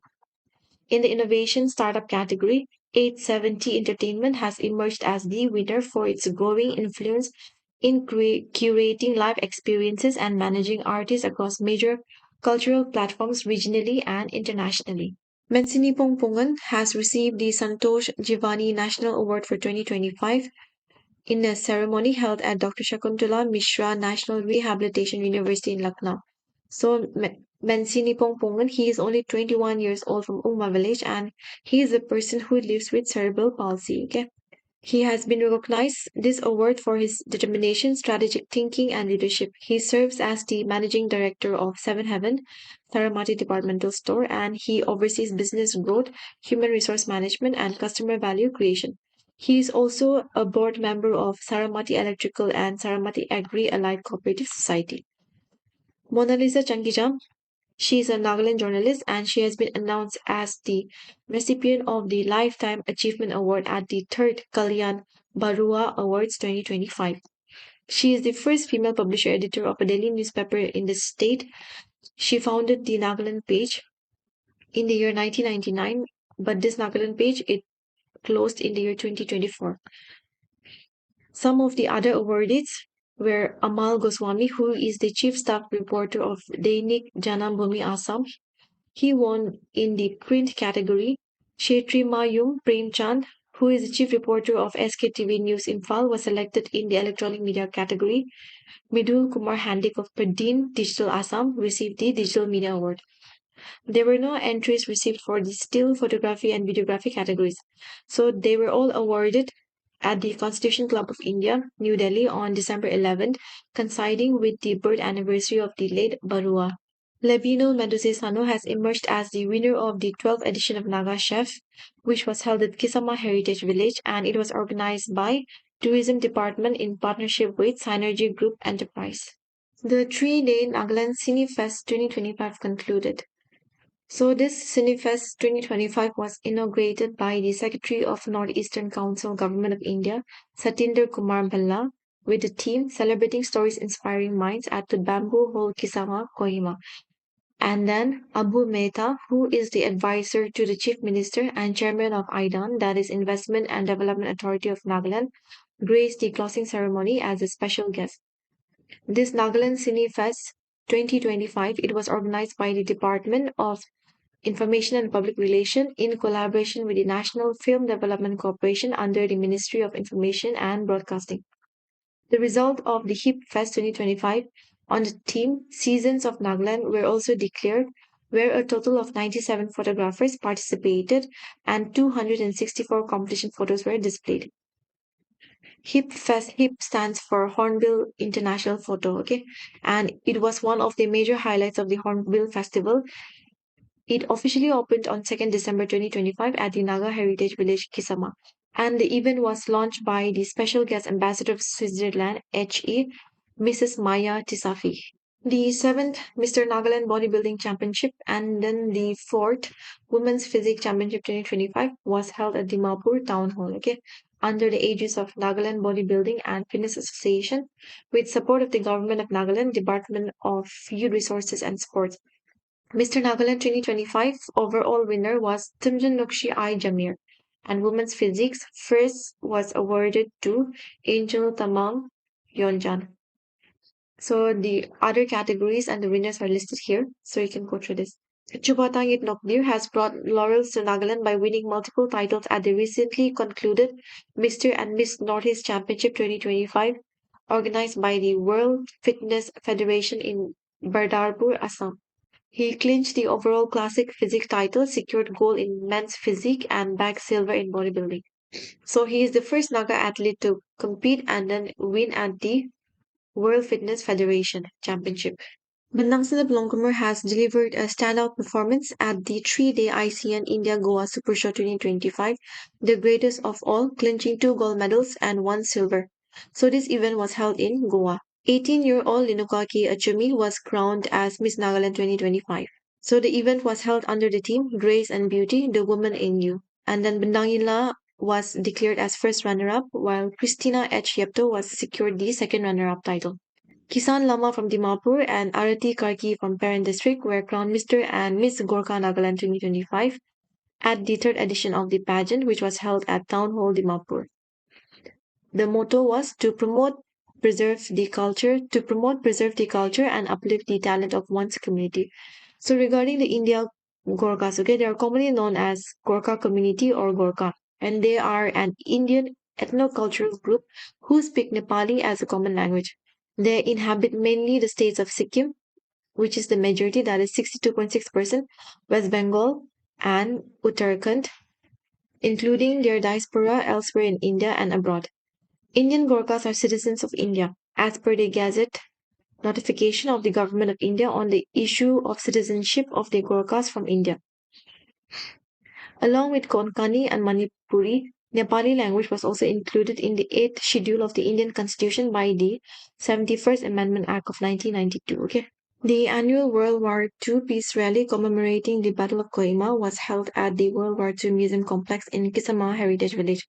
So now it is in its fourth edition, and the rally was started in the year 2011 by Nagaland Chief Minister Nifirio to preserve and retell stories of war and peace. A convoy of 23 jeeps and one Nissan vehicle participated in the event after completing a 48-hour journey from Chumukatima to Kisama. Infinity Inc., a premier artist management and music label from Nagaland, has announced a landmark strategic partnership with Mumbai-based Cartel Music, one of India's fastest growing artist first music service platforms. The Two Sisters has launched their second album, during the ongoing 26th Hornbill Festival at the Chakasang Morong at Naga Heritage Village, Kisama. Lee Chapter 2 Life Origin Roots. This is the second studio album by the Tetsu sisters. So it has 17 track exploration of indigenous Chokri Naga music. So this album features traditional a cappella vocals, the ancient single string tati instrument, and original compositions in the Chokri language. The album was accepted for Grammy consideration in the category of Best Global Music Album 2026. And this was released by Timjan Imnalong, who is the Minister of Tourism and Higher Education, Nagaland. The Bascon 8 Festival 2025 opened on a vibrant and high-spirited note with a powerful performance by A Biogenesis, a premier Naga folk fusion band from Nagaland. So with their signature Naga Hawi music, the band set a high tone at the venue located by the riverside of Hay and Kidi in Basar town. So it is 4-day Basar confluence, one of Arunachal Pradesh's most distinctive cultural and ecological gatherings since 2017. It brought together art, music, craft, tradition, and community. Basar is a scenic town located in the Lepa Rada district of Arunachal Pradesh, and it is known for its lush green landscape, rolling hills, and vibrant tribal culture. So, Abiogenesis is a folk fusion band from Nagaland, and they were formed in the year 1992, and they have been performing since 2005. So, Howi is a fusion of Naga and other Indian folk with various forms of modern music. Another unique feature of the band is that they play a new wind musical instrument made of bamboo called as bahum, and this was invented by a band member, Mua. Okay, so this is the bahum. The 17th Music Awards of Nagaland was held at Town Hall Dimapur, honoring outstanding musical talent from across the state. So it was established in the year 2009 by the Native Track Society. The Music Awards of Nagaland is the only platform of its kind in the state, and it is dedicated to recognize and celebrate the talents of local musicians across all genres. So these are the award winners, so you can go through this. The Nagaland Conservatory of Music has won the Nagaland Choir Games 2025, which was held at Capital Cultural Hall Kohima as part of the 26th edition of Hornbill Festival. Cantabile Choir and Harmonic Voices bagged second and third position, and then Lipuk Mar Sidir has been declared as the best conductor, Celestial Harmonies Simenu as best uniform. The ninth Raj Bhavan edition of Handshake Concert was held at Dr. Imkung Liba Ao Hall, Raj Bhavan, Kohima. So the artists who performed at the Raj Bhavan Handshake concert included Drum Tao. They are a world-renowned Japanese percussion group which was founded in the year 1933. The Sao Mau Waisaria Arts and Cultural Society that performed the Peacock Dance of Arunachal Pradesh. Jawaharlal Nehru Manipuri Dance Academy under the Northeast Zone Cultural Center. Naga Terry's band Headhunters. Nagaland Police Auxiliary Brass Band. Sei Intrepid Hento Konyak Mahasino Mah Mashiseno Nagajinis and Nagaland Conservatory of Music. So these were all the artists who performed at the Raj Bhavan Handshake concert. So this Raj Bhavan, the name has been changed into Lok Bhavan. The Hornbill Esports Championship Season 2 culminated at the Indira Gandhi Stadium, Kohima, with Sherry Lau Tangzo, Economic Advisor of the Northeastern region, attending the closing ceremony as a special guest. So this event was organized by Department of Youth Resource and Sports, Government of Nagaland, in association with the Esports Association of Nagaland. So these were the winners, so you can go through this. The Department of Youth Resources and Sports conducted the steel bamboo race. You can see here in this picture for tourists and visitors from outside the state to participate in the Naga's indigenous game at Naga Heritage Village, Kisama. So a total of 10 male participants and female participants, they partook in the race. And then in the female category, Kyonin Catherine from Germany was declared the winner. And then in the male category, Duncan from Australia was declared the winner. Kejase Leopenier from Angami tribe has emerged as the champion title of the 18th Hornbill International Naga Wrestling Championship 2025, which was held at Kigwema. So these were some of the other winners, so you can go through this. So Kenny or Naga wrestling is a folk wrestling style and traditional sport of the Nagas. So the objective of the sport is to bring any part of the opponent's body above the knee to the ground. A 17-member team of the Naga Wrestling Association successfully participated in the WFI National Wrestling Championship, which was held at Ahmedabad, Gujarat. The Fun Tree Crew has conducted the second Hornbill Traditional Sports Circuit Challenge at Jotsma. The winner was Fizezo Peseye. He was awarded the winner takes all prize. So the competition comprised of six traditional team challenges. So you can go through this. And the 7th Hornbill Darts Masters 2025, which was held as part of the 26th Hornbill Festival at Josama. This 3-day event was organized by Fun Tree Crew under the aegis of the Indian Darts Council. And in the FTC Open Singles category, Anki Goenka of West Bengal clinched the title. Odi Mungbap brought pride to the state by securing a bronze medal in the 64 kg senior men's category at the 14th National Para Judo Championship, which was held at Sri Ganganagar, Rajasthan.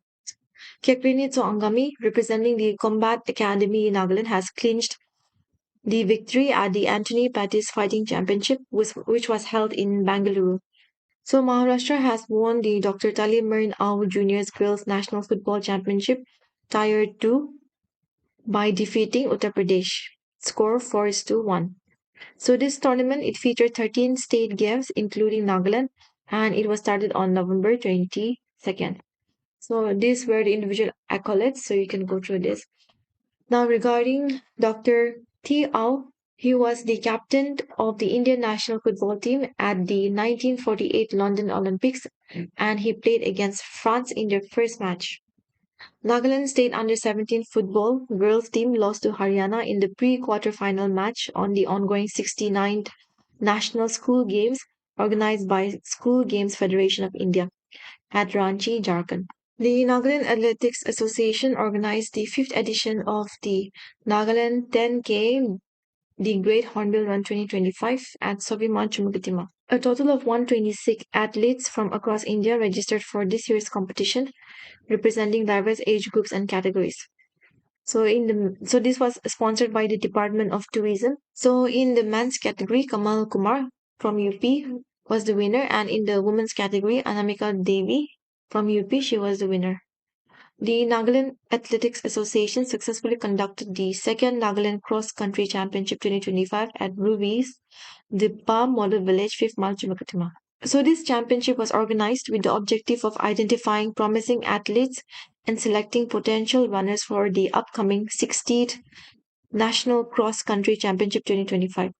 The fifth NIAPA Northeast Open Table Tennis Tournament commenced at the NIAPA Mini Stadium in Chumukatima.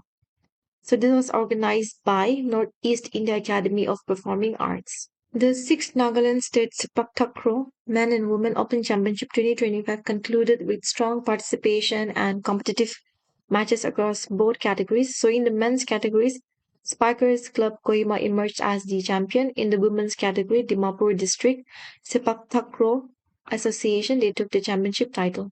So it was organized by Nagaland Sepak Takraw Association. Nagaland Muay Thai fighters put up a strong showing at the Northeast India Muay Thai and K1 Championship and CST Fight Night. It was organized by the Combat Sport Development Foundation Tripura in collaboration with the All Tripura Amateur Muay Thai Association at NSRCC Stadium. So Team Strike Fit Academy from Nagaland finished with an impressive haul of 11 medals, that is 8 gold, 2 silver and 1 bronze. The All Nagaland Shaolin Kung Fu Association has announced the successful participation and remarkable achievements of the Nagaland team at the 36th National Jeet Kune Do Championship 2025, which was held at New Delhi. And the Team Nagaland was also honored with the prestigious Best Discipline Award 2025. Manipur lifted the Cooch Bihar Trophy plate title with a commanding 7-wicket victory over Nagaland in the final play at Sorvima Cricket Stadium, Chumukatima. Nagaland participated at Chiang Mai Design Week 2025 in Thailand. So this participation is facilitated by the Northeastern Handicrafts and Handlooms Development Corporation through the Ministry of Development of Northeastern Region and the Northeastern Council. So what is African swine fever? So this is a highly contagious viral disease affecting domestic and wild pigs. So 100% mortality once infected, and it causes huge economic losses to the farmers. There is no available vaccine or treatment. And remember that African swine fever is not a zoonotic disease. That means it does not affect humans.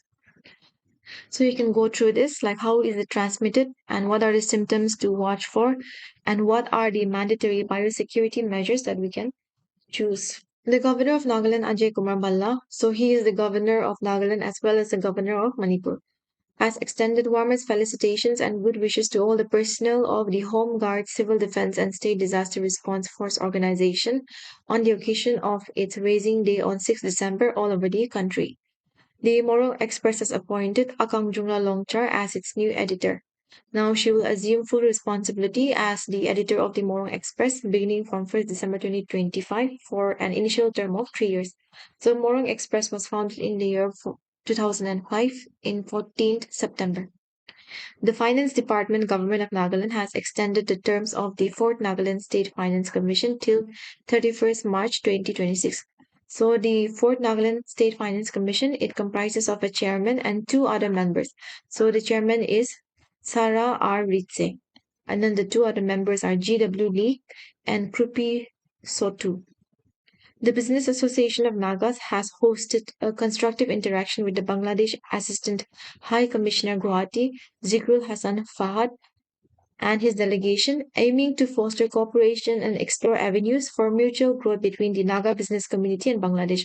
So, Business Association of Naga was established on 2nd August 2017. So, in compliance with the directive of the Northeast Student Organization, the Naga Students Federation observed the Northeast Black Day on December 11 against the imposition of the Citizenship Amendment Act 2019. Because on this day, that is 11 December 2019, the government of India has passed the Citizenship Amendment Act. So, what is this act? So, CAA, it aims to grant citizenship to illegal migrants from Afghanistan, Bangladesh, and Pakistan who belong to the Hindu, Sikh, Buddhist, Jain, Parsi, and Christian faith. So however, this act it exempts the Muslim community. Okay, so those from the communities who have entered India on or before December 31st, 2014, okay, they would not be treated as an illegal immigrant, providing a path to naturalization. So this amendment relaxed the residency requirement from 11 years to 6 years for these communities to acquire Indian citizenship by naturalization.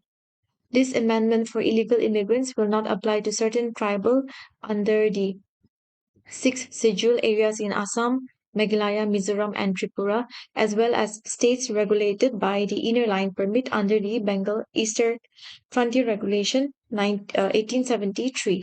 So, what is the difference between migrate,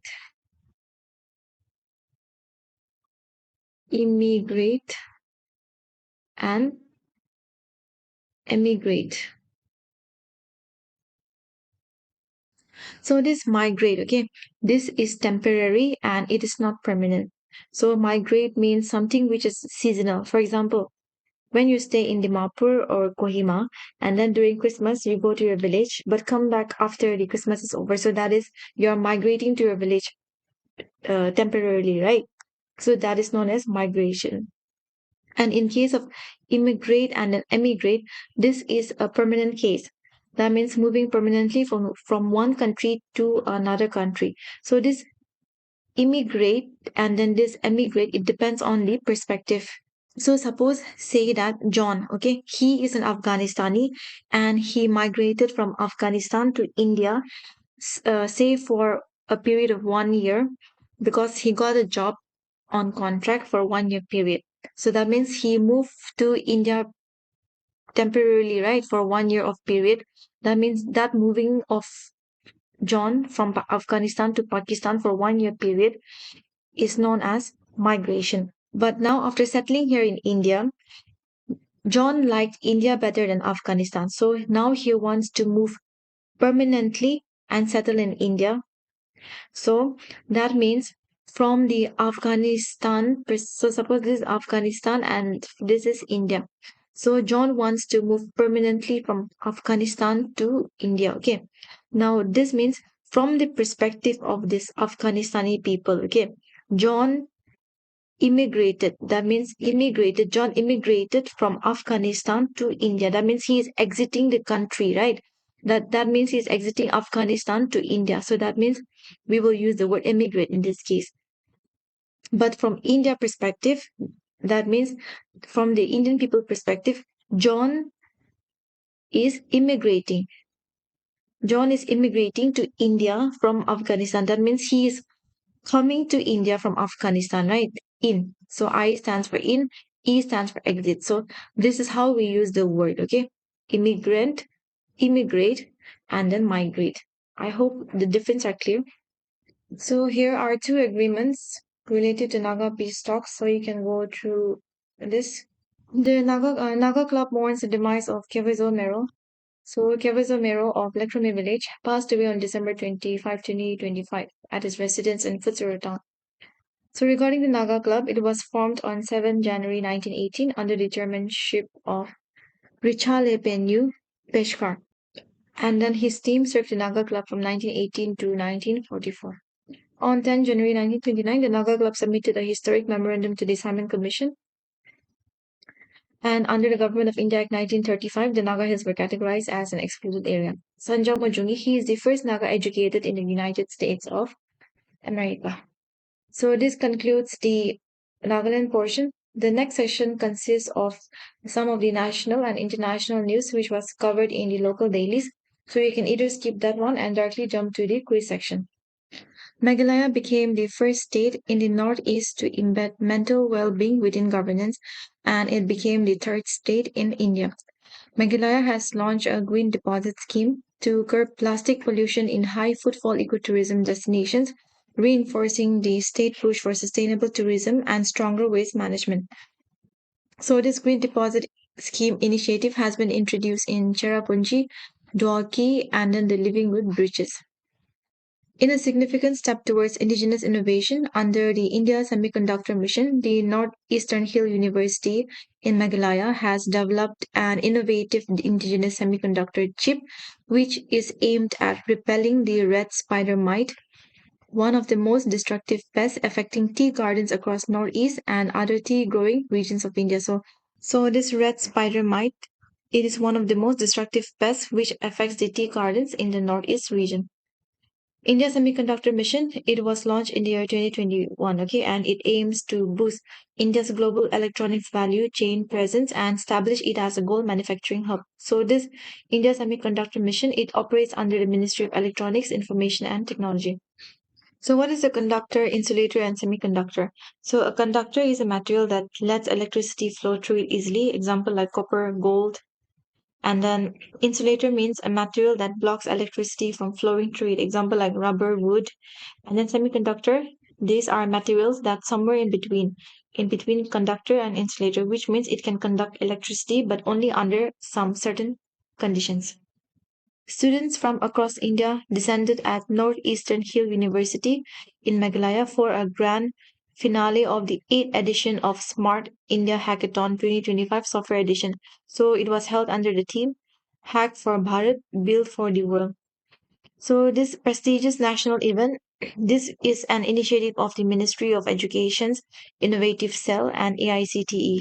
Konrak Sangma, who is the Chief Minister of Meghalaya, has inaugurated its first Eklavya Model Residential School at Pahamsiam in Riboy district. So it was constructed with the support from the Tribal Affairs Ministry.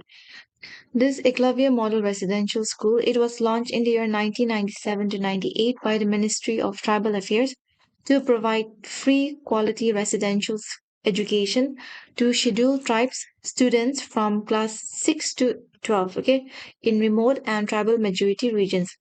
So this school, it aims to provide holistic development, enable the ST children to access higher and professional education and better employment opportunities. So this each school has a capacity of 480 students with an equal number of seats for boys and girls. Non-ST students can be admitted in the schools on seats up to 10% of the total seats and reservation of 20% of seats under sports quota for deserving ST students who have excelled in the field of sports. The current national target is 728 Eklavya Model Residential School by 2026. The Mizoram government will soon sign a loan deal amounting to USD 108 million, which is about 980 crore rupees, okay, with the Asian Development Bank to implement and strengthen public healthcare schemes in this state. So this loan was approved by the ADP earlier this month under the Supporting Public Healthcare System Strengthening to Achieve Universal Healthcare for Mizoram project. So 90% of the loan amount will be repaid by the center while the state government will be paid 10% within the 15 years. So this Asian Development Bank it was established in the year 1966 and the headquarters is in Manila, Philippines. Mizoram Governor Vijay Kumar Singh urged the students to focus on developing practical solutions for rural challenges with special emphasis on boosting agricultural production in the state. So he was interacting with the students from the Indian Institute of Technology Madras and National Institute of Technology Mizoram during the New India Mission internship program. Jawaharlal Nehru Institute of Medical Sciences Imphal has achieved a historic breakthrough in orthopedic surgery by successfully performing its first artificial intelligence AI navigated total knee replacement. So this is the first surgery of its kind and it was successfully done on a 60-year-old woman patient. Jawaharlal Nehru Institute of Medical Sciences. It is a premier state funded medical college and hospital. It is the second largest healthcare center in Manipur after the center funded Regional Institute of Medical Sciences. So, Prime Minister Narendra Modi had laid the foundation stone of the ammonia urea fertilizer project at Namrup in Assam's Dibrugarh district, which will be set up with an investment of rupees 11,000 crore. Union Home Minister Amit Shah inaugurated the Jyoti Vishnu Antarjatik Kala Mandir in Guwahati, and this auditorium is the largest in the northeast. The Assam government has diluted the two-child norm for ST, SC, Tea Garden, Moran, and Matak communities by amending its policy. So, according to the notification, members of these groups having up to three children are eligible for government employment, contesting elections, and receiving incentives for self help groups. The All India Institute of Medical Sciences, Guwahati, has become the first health facility in the Northeast to be accredited as an advanced trauma life support provider. So the names of 10.56 lakh voters have been deleted after the special revision of electoral rolls in Assam, where assembly polls would be in less than 6 months. So, according to the integrated draft rolls released by the Election Commission, the state has a total of 2 crore 51 lakh 9,754 voters, excluding 93,021 D voters or doubtful voters.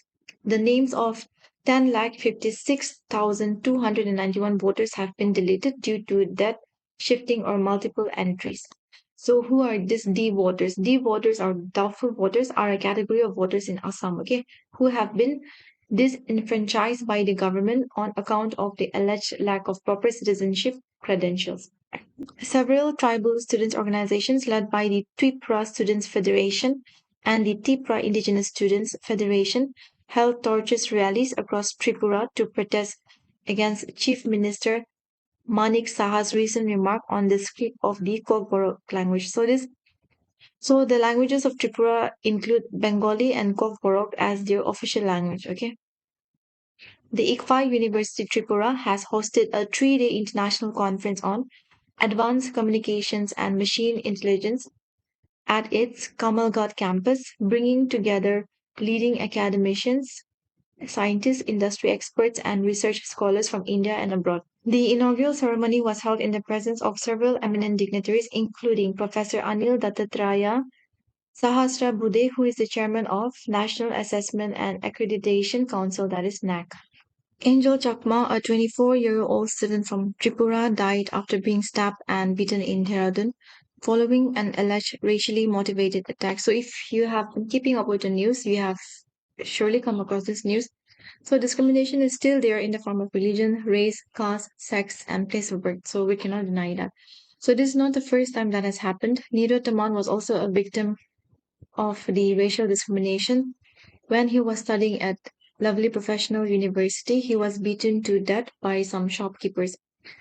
So after this incident, the Ministry of Home Affairs had set up the Besbarwa Committee. So this committee was set up to gather information on issues raised by the people from Northeast India who live elsewhere in India, especially in the metro cities.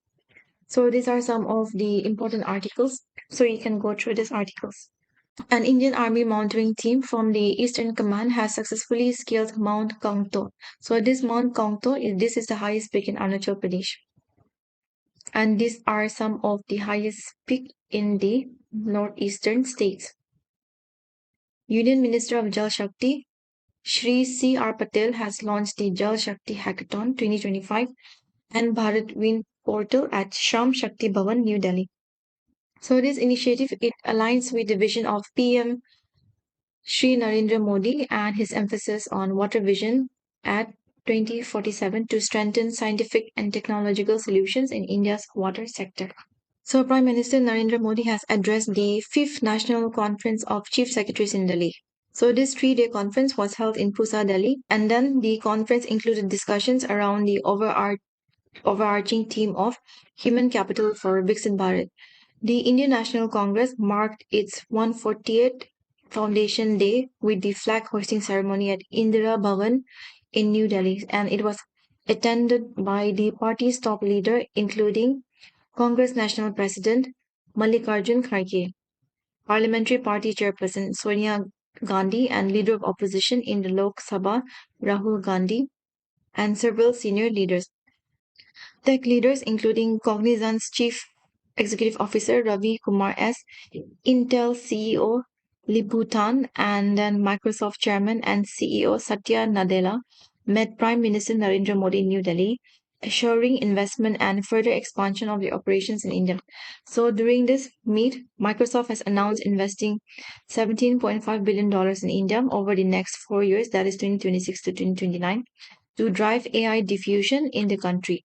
Intel has also signed a memorandum of understanding with Tata Group to boost local semiconductor manufacturing. And Cognizant has planned expansion into emerging Indian cities to develop local talent. President of India, Draupadi Murmu, she presented the National Energy Conservation Awards 2025 and National Painting Competition on Energy Conservation Prizes in New Delhi on the occasion of National Energy Conservation Day. She also addressed the initiatives such as Pradhan Mantri Surya Ghar Muft Bijli Yojana and then the National Green Hydrogen Mission, how they are reducing dependence on fossil fuels.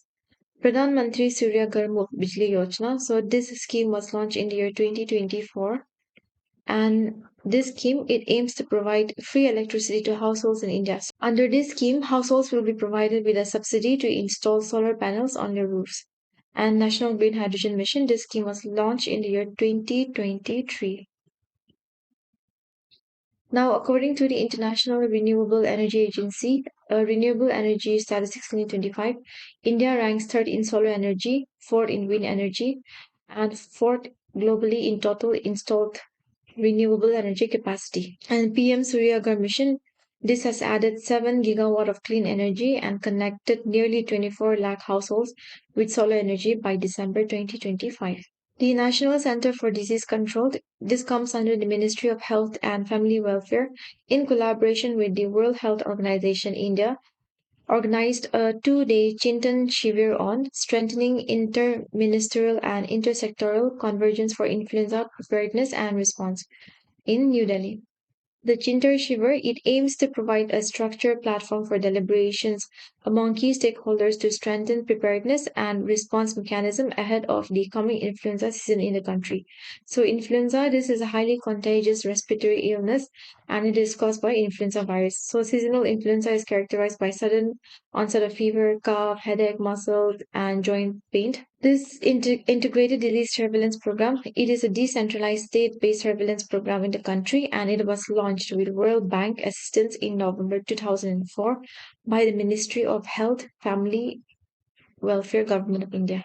A 1-year autopsy-based study by the All India Institute of Medical Sciences, New Delhi, and then the Indian Council of Medical Research has found no scientific evidence linking COVID-19 vaccination to sudden deaths among young adults. So the study was titled Burden of Sudden Death in Young Adults, a 1-year observational study at the Tertiary Care Center in India.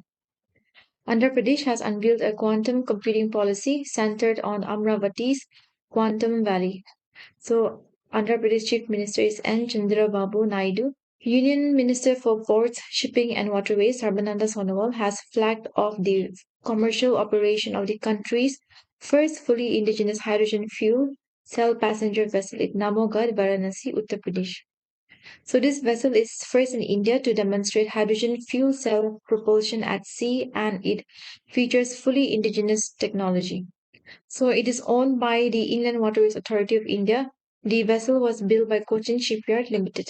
And then this project, it aligns with the government's commitment to reach net zero emission by 2070.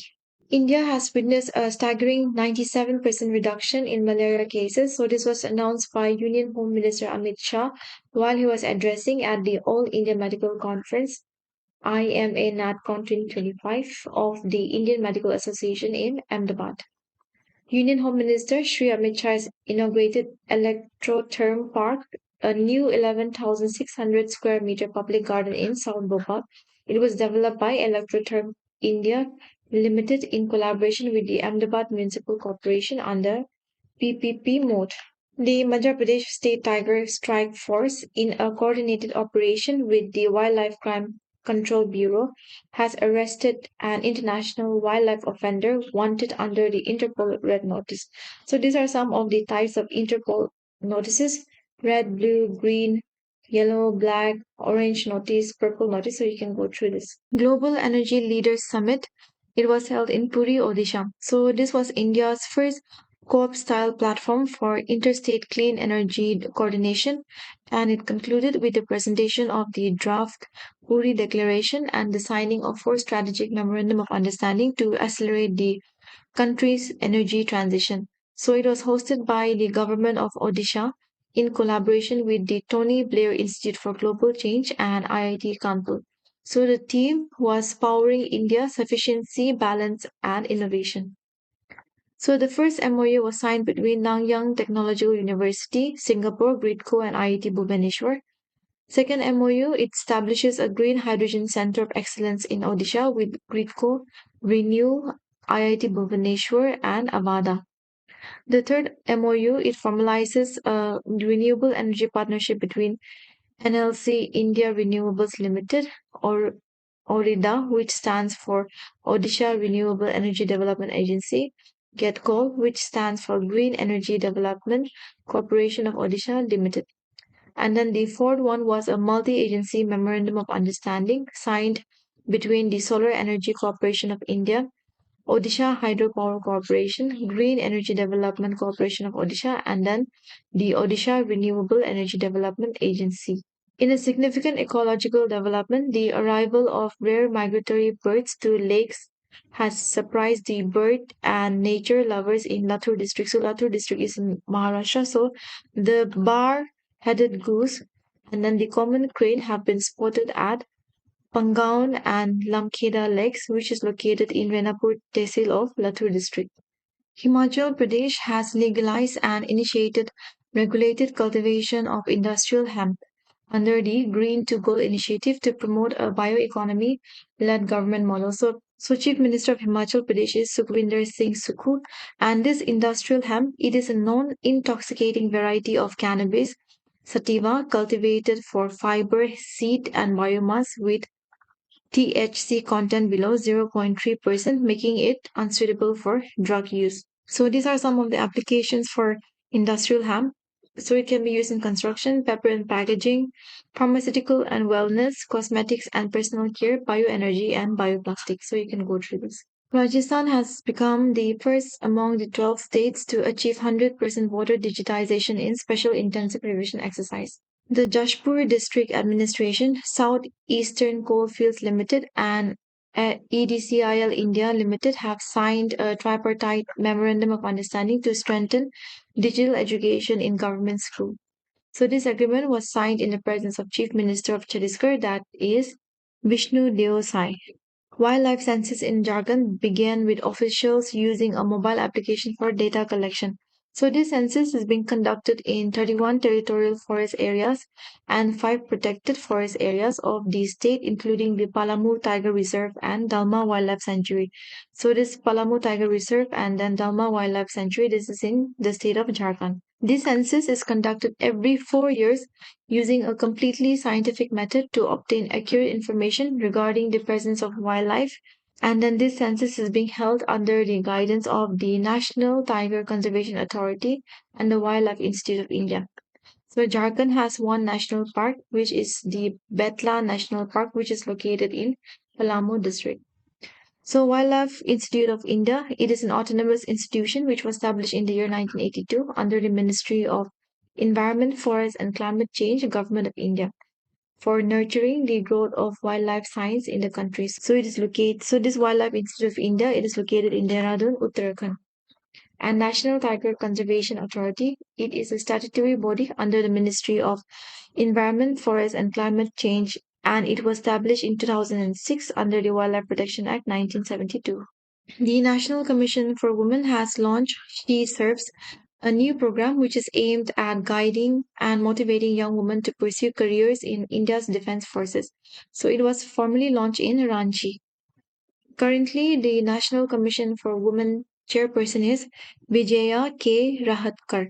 The Darjeeling Himalayan Railway, or the toy train, which is a UNESCO World Heritage Site under the Northeast Frontier Railway, successfully organized a vibrant and cultural enriching 3 day station Mahotsav as part of the Boom Festival at the historic Kurseong Railway Station.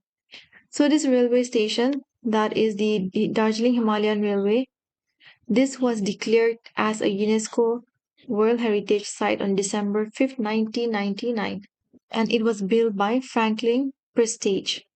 The Northeast Frontier Railway has six of its stations in West Bengal officially certified as the Eat Right station. So this Eat Right station certification, it is an initiative by the FSSI, which recognizes railway stations that provide passengers with safe and nutritious food. And Food Safety and Standard Authority of India, it is a statutory body and it comes under the Ministry of Health and Family Welfare, and it was established in the year 2008. However, it began functioning effectively from 2011. Current chairperson of FSSI is Ms. Punya Salila Srivastava, and then the current chief executive officer is Rajit Punhani.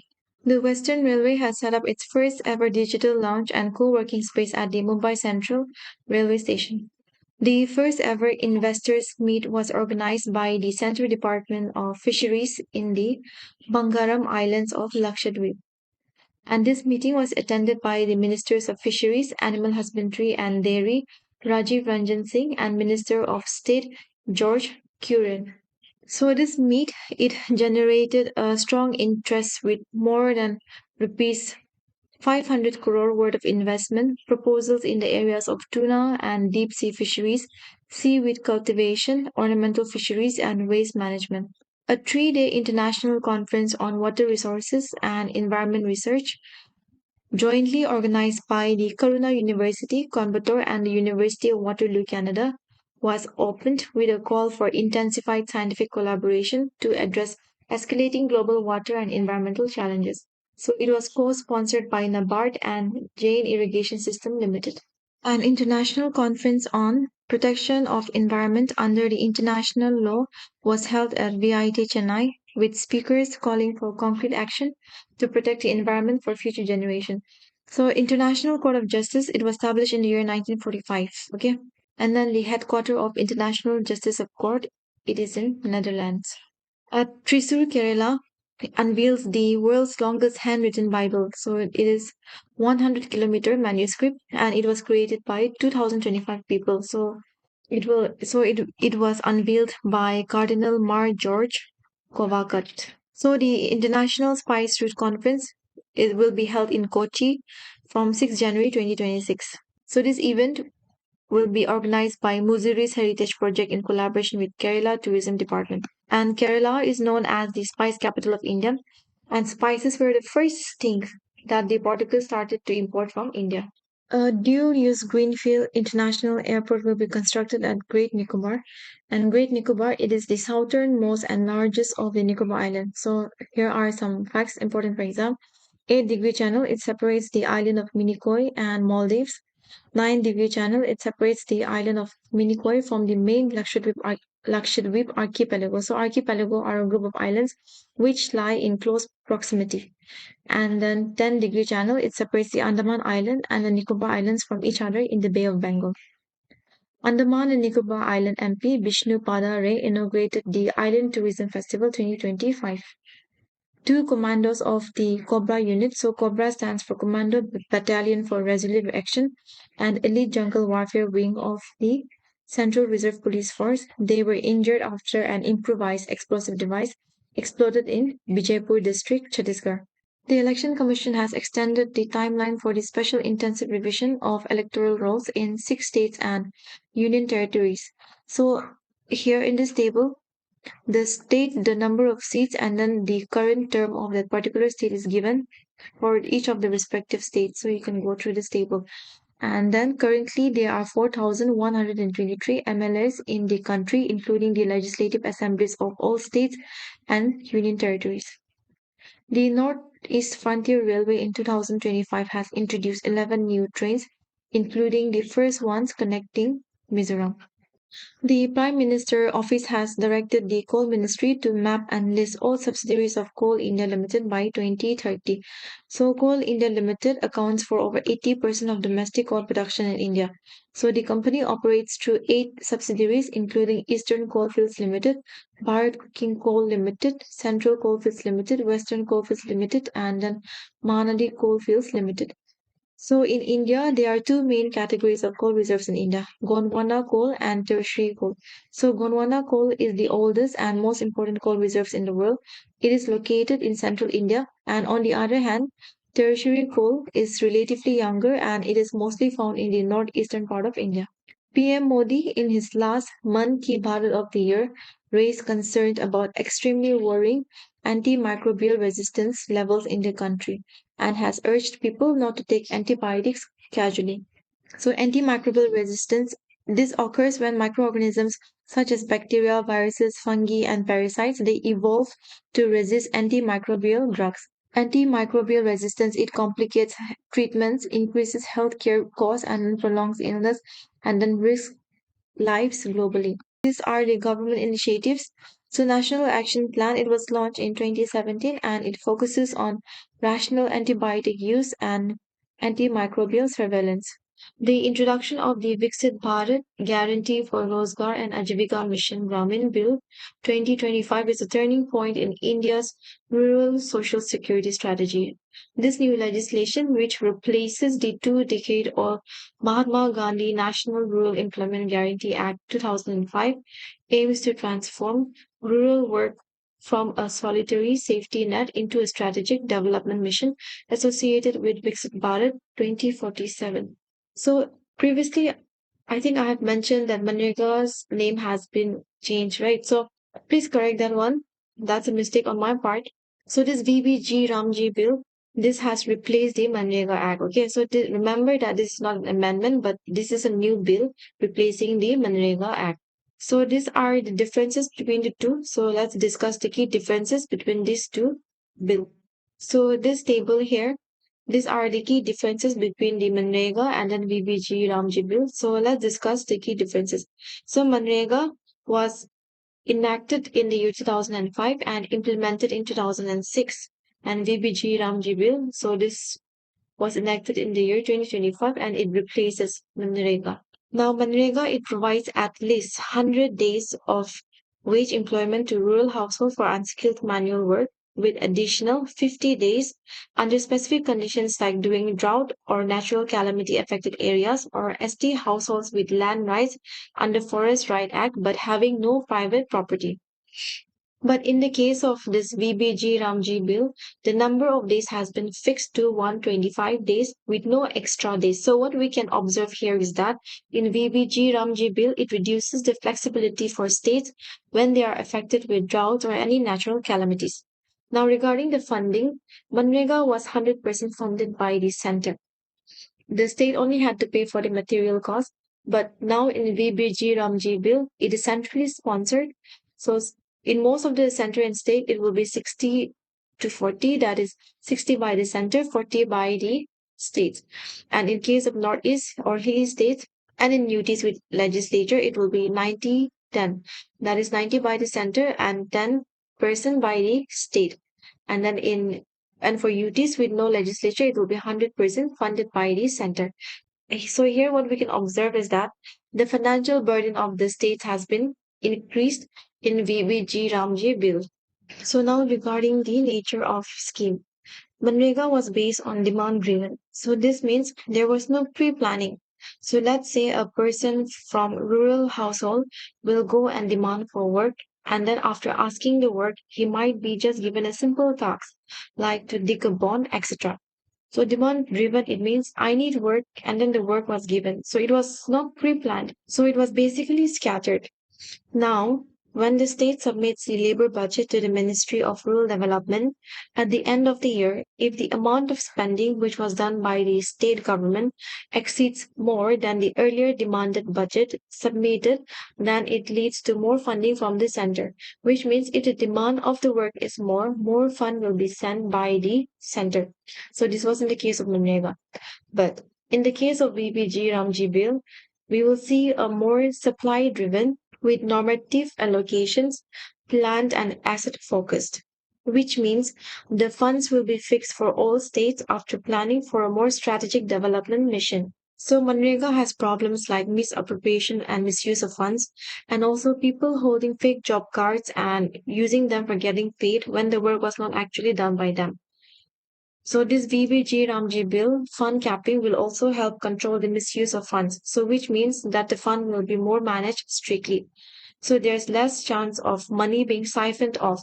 But another drawback of funds being capped is that suppose if the states spend more than the allocated funds from the center, then the extra amount or extra money being spent will have to be paid by the state, leading to less flexibility and increasing the financial burden for the states. Manrega was available all year round. In case of VPG Ramji bill, there will be a 60-day pause during peak sowing and harvesting season, which will be notified by the state. So planning and implementation. So Gram Panchayat identify and plan works fully demand based. In case of VPG Ramji bill, it emphasizes Viksit Gram Panchayat plans and integration with national infrastructure, example, PM Gati Shakti and digital monitoring. So PM Gati Shakti, it was launched in the year 2021 to provide integrated multimodal connectivity infrastructure across India for enhanced economic growth. So the focus area of Manrega was unskilled manual work for asset creation, example, water conservation, roads, ponds. In case of VBG Ramji bill, the focus area are water security, climate resilience, rural infrastructure, stronger emphasis on livelihoods and quality assets.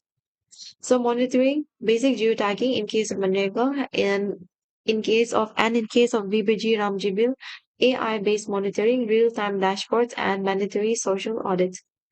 So these are the key changes and controversies. So you can go through this. The Sabka Bima Sabki Raksha Amendment of Insurance Laws Bill 2025. So this has been passed by the Parliament. So this bill, it amends three acts related to insurance sector, namely the Insurance Act 1938, the Life Insurance Corporation Act 1956, and then the Insurance Regulatory and Development Authority Act 1999. One of the key features of the bill is to allow up to 100% foreign direct investment in insurance companies, opening doors to more foreign players to India. The government has decided to conduct census in 2027 and it will be conducted in two phases. The first phase, house listing and then housing census, will be conducted from April to September next year, that is 2026, okay? Followed by phase two. Population enumeration will be done in February 2027 with reference date of 1st March 2027, except for the Union Territories of Ladakh and snowbound non-synchronous areas of the Union Territory of Jammu and Kashmir and the states of Himachal Pradesh and Uttarakhand, where it will be done in September 2026 with reference date of 1st October 2026. So census 2027, this will be India's first ever digital census. So India's last full census, it took place in the year 2011 and 2011 census was the 15th national census since 1872 and it was the 7th after independence. So the Registrar General and Census Commissioner of India during the 2011 census was C. Chandramouli, IAS. The government has informed Parliament that the Ministry of Electronics and Information Technology has blocked 87 illegal loan lending applications under Section 69A of the Information Technology Act 2000.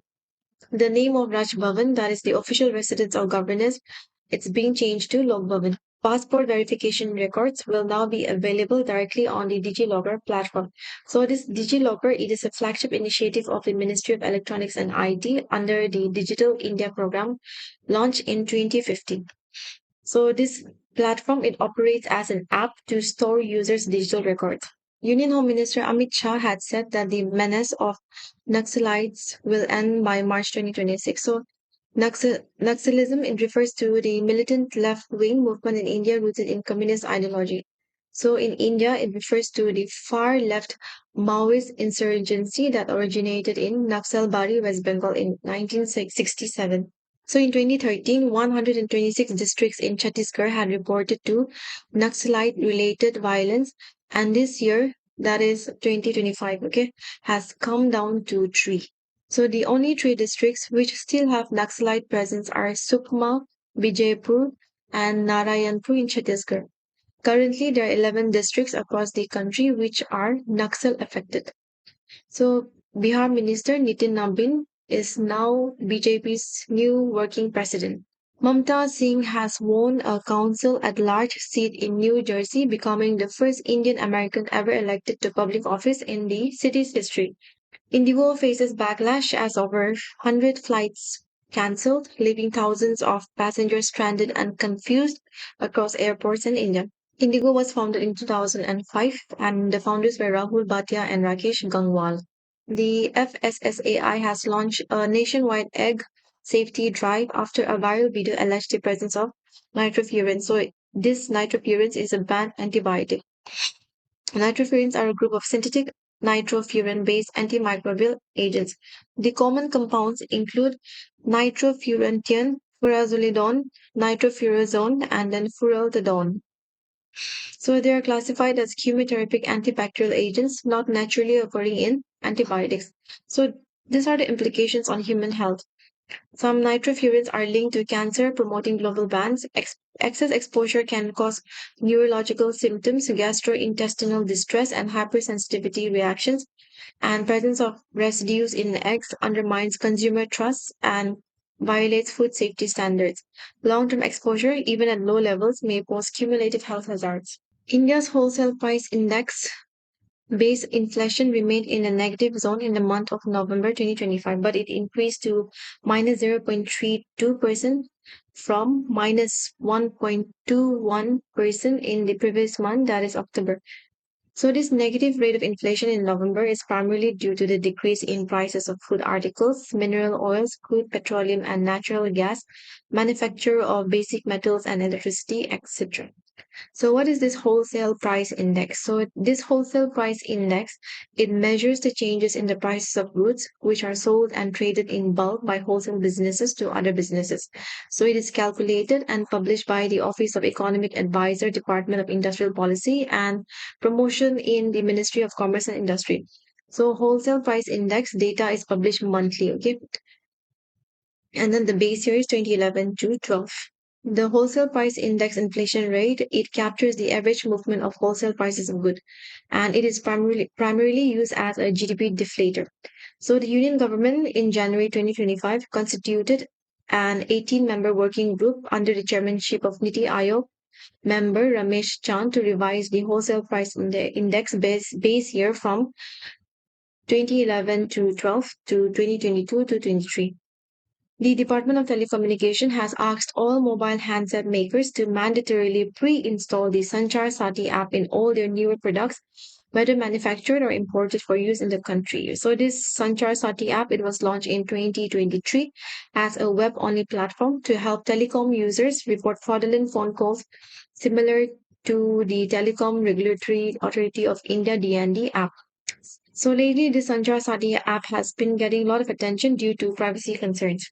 The Ministry of External Affairs have informed the Parliament that nearly 9 lakh Indians renounced their citizenship in the past 5 years, continuing a trend of high numbers of expatriates opting for foreign nationality. So expatriates are persons who live outside their native country. So we can say immigrant. The Indian Space Research Organization launched the 6.5-ton Bluebird 6 satellite of the US. So this Bluebird 6 communication satellite, it was developed by US-based AST Space Mobile and it was launched on board India's most powerful rocket LVM-3. So it is one of the heaviest commercial satellites weighing 6.5 tons.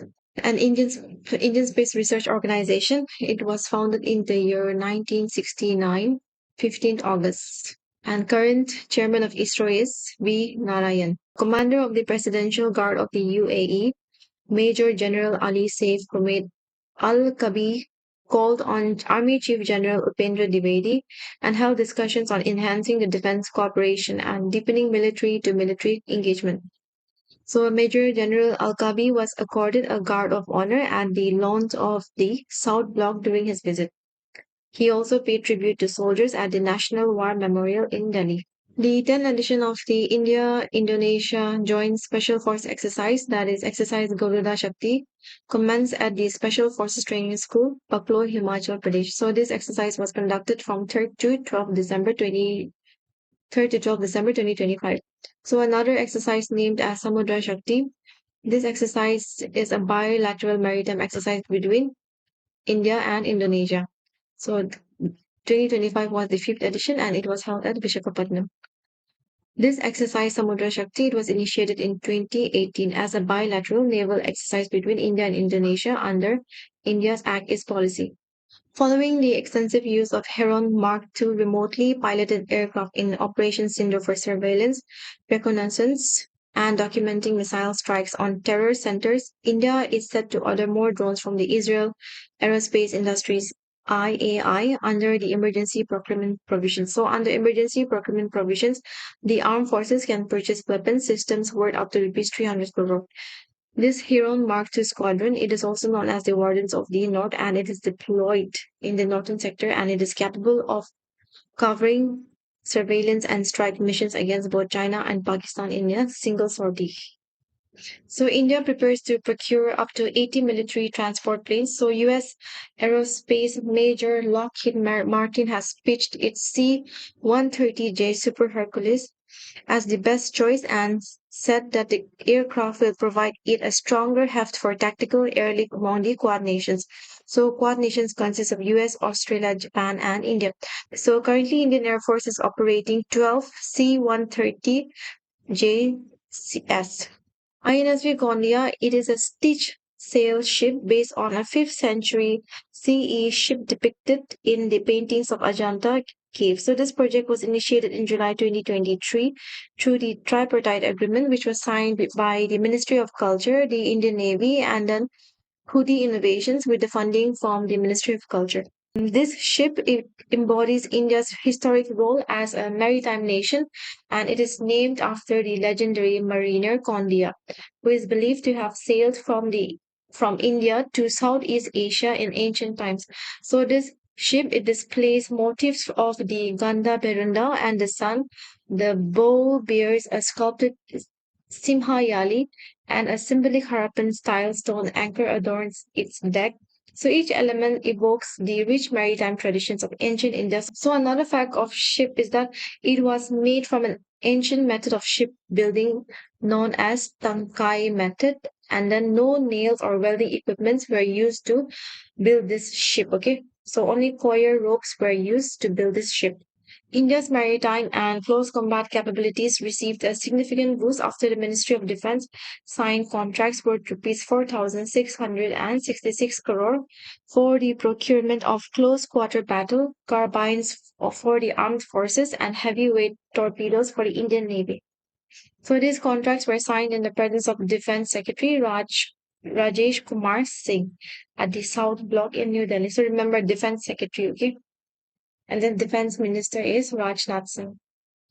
Anjadip is the third and eighth of ASW which is anti-submarine warfare shallow watercraft, indigenously designed and built by the Garden Reach Shipbuilders and Engineers Kolkata. It was delivered to the Indian Navy on 22nd December 2025 at Chennai. The first was INS Arnala and then the second was INS Androth. And then Anjadip is the third of eight. Robert Smith the former England batter who scored more than 4,000 test runs, has died at the age of 62. French actress Brigitte Bardot, who revolutionized 1950s French cinema and became a symbol of sexual liberation, has died at the age of 91. And Khalida Zia, Bangladesh first female prime minister, dies. The Shape of Momo has garnered acclaim at Busan International Film Festival and won top honors at the Kolkata International Film Festival 2025. So the director of Shape of Momo is Tribeni Rai. She is from Sikkim. Jakapong and Jakrajutatip, the Thai media executive and former co-owner of the Miss Universe organization, has been sentenced to 2 years in prison on fraud charges. Former lioness Karen Carney has been crowned this year's Strictly Come Dancing winner, becoming the first footballer to lift the glittery trophy. Kate Middleton has been named the Eternal Influencer, marking British Vogue's inaugural Best Dressed list. So, Venezuelan opposition leader Maria Corina Machado, daughter, accepted the Nobel Peace Prize in Norway on her mother's behalf and said in a speech written by Machado that Venezuela shows the world we must be willing to fight for freedom. So these are the categories of Nobel Peace Prize. Physics, chemistry, physiology and medicine, literature, peace, and economic sciences was added in 1968. And the awards are awarded by this, okay? So you can go through this list. So the British Film Institute has announced that the acclaimed filmmaker Guillermo del Toro will receive the organization's highest accolade, that is the BFI Fellowship. The Academy Awards, the Oscar have found a new home. So starting from 2029, okay, the Oscars will be streaming live and for free on YouTube. Before they used to host it on ABC platform, but now, but starting from 2029, it will be hosted free on YouTube. The fifth Red Sea International Film Festival was held at Jeddah's historic Al Balad district, and Alia Bhatt was honored with the Golden Globe Horizon Award, and Hind Sabri won the Omar Sharif Award. The 19th season of the popular Hindi reality show Big Boss, the winner was Gaurav Khanna, okay, and then the runner-up was Farhana Bhatt. Global Humane Society, the international brand of America Human Society, the oldest national human organization in the United States and the largest certifier of animal welfare, has presented Mr. Anand Ambani, who is the founder of the Wildlife Conservation Center, Bantara, with the Global Humanitarian Award for Animal Welfare. So Mr. Ambani is the youngest ever and then the first Asian to receive this prestigious recognition. Sweden's pole vault star Duplantis and the USA sprint sensation McLaughlin Leborn have been announced as the World Athletes of the Year, receiving top honors in Monaco in recognition of their standout achievements in 2025. So, Women's Rising Star was awarded to Zhang Zile, and then Men's Rising Star Edmund Serum, and then World Athletics President is Sebastian Coe. India's World Cup winning women's cricket team captain Harmanpreet Kaur, badminton great Gulela Gopichand, and then tennis stalwart Leander Pace are among the top sportsperson who will be part of the Viksit Bharat Young Leaders Dialogue 2026, which will be held at Bharat Mandapam in New Delhi from January 9 to 12. So it is Viksit Bharat Young Leaders Dialogue. It is a flagship initiative of the Ministry of Youth Affairs and Sports aimed at giving India's youth a meaningful role in shaping the vision of a Viksit Bharat. Indian Olympic Association will organize the first National Athletes Forum on January 10 in Ahmedabad. Currently, the president of Indian Olympic Association is PT Usha. Arjun Irigaisi and then Kunero Hampi clinched bronze medal in the men's and women's section respectively at the 2025 FIDE World Rapid and Women's World Rapid Championship, which was held in Doha, Qatar. So with his podium finish, Irigaisi, he became the only Indian male player since Vishwanathan Anand to win a medal at the World Rapid Championship. So Vishwanathan Anand has claimed the World Chess Championship title on 5 occasions in the year 2000, 2007, 8, 10, and 12. The Rajiv Gandhi Khel Ratna Award, India's highest sporting honor, and the Padma Vibhushan, the second highest civilian award in the country, was also awarded to him. And then his autobiography is known as Mind Master, which was co-authored by sports journalist Suzanne Ninan. Grandmaster Arjun Irigaisi defeated five-time world champion Vishwanathan Anand in an All India final to clinch the Jerusalem Masters title. India wrapped up their FEI Asian Equestrian Championship 2025 campaign with a historic five-medal haul in Pattaya, Thailand. So Ashish Limaye led the charge with an individual gold medal in eventing. Ashish horse is named Willie B. Dool. It is a 13-year-old Anglo-European horse. Team India recorded an impressive victory at the International Federation of Equestrian Sports Children's Classic Silver Tour, securing the gold medal in the team category. London Norris has won the 2025 Formula One World Championship. Michaela Schifrin, who is an American, has won the Women's World Cup Slalom in Semmering, Austria, beating Switzerland's Camille Rest by 0.09 seconds, with Albania's Lara Couture finishing third. Nikki Kyrgios won the latest version of the Battle of the Sexes at the Coca-Cola Arena in Dubai in tennis, beating top-ranked woman player Ariana Sabalenka. So Ariana Sabalenka, she is from Belarus. India has won its first ever squash World Cup title with a dominant 3-0 win over Hong Kong in Chennai. So Joshna Chinappa, Abhay Singh, and Anahat Singh. Okay, all these players are related to squash.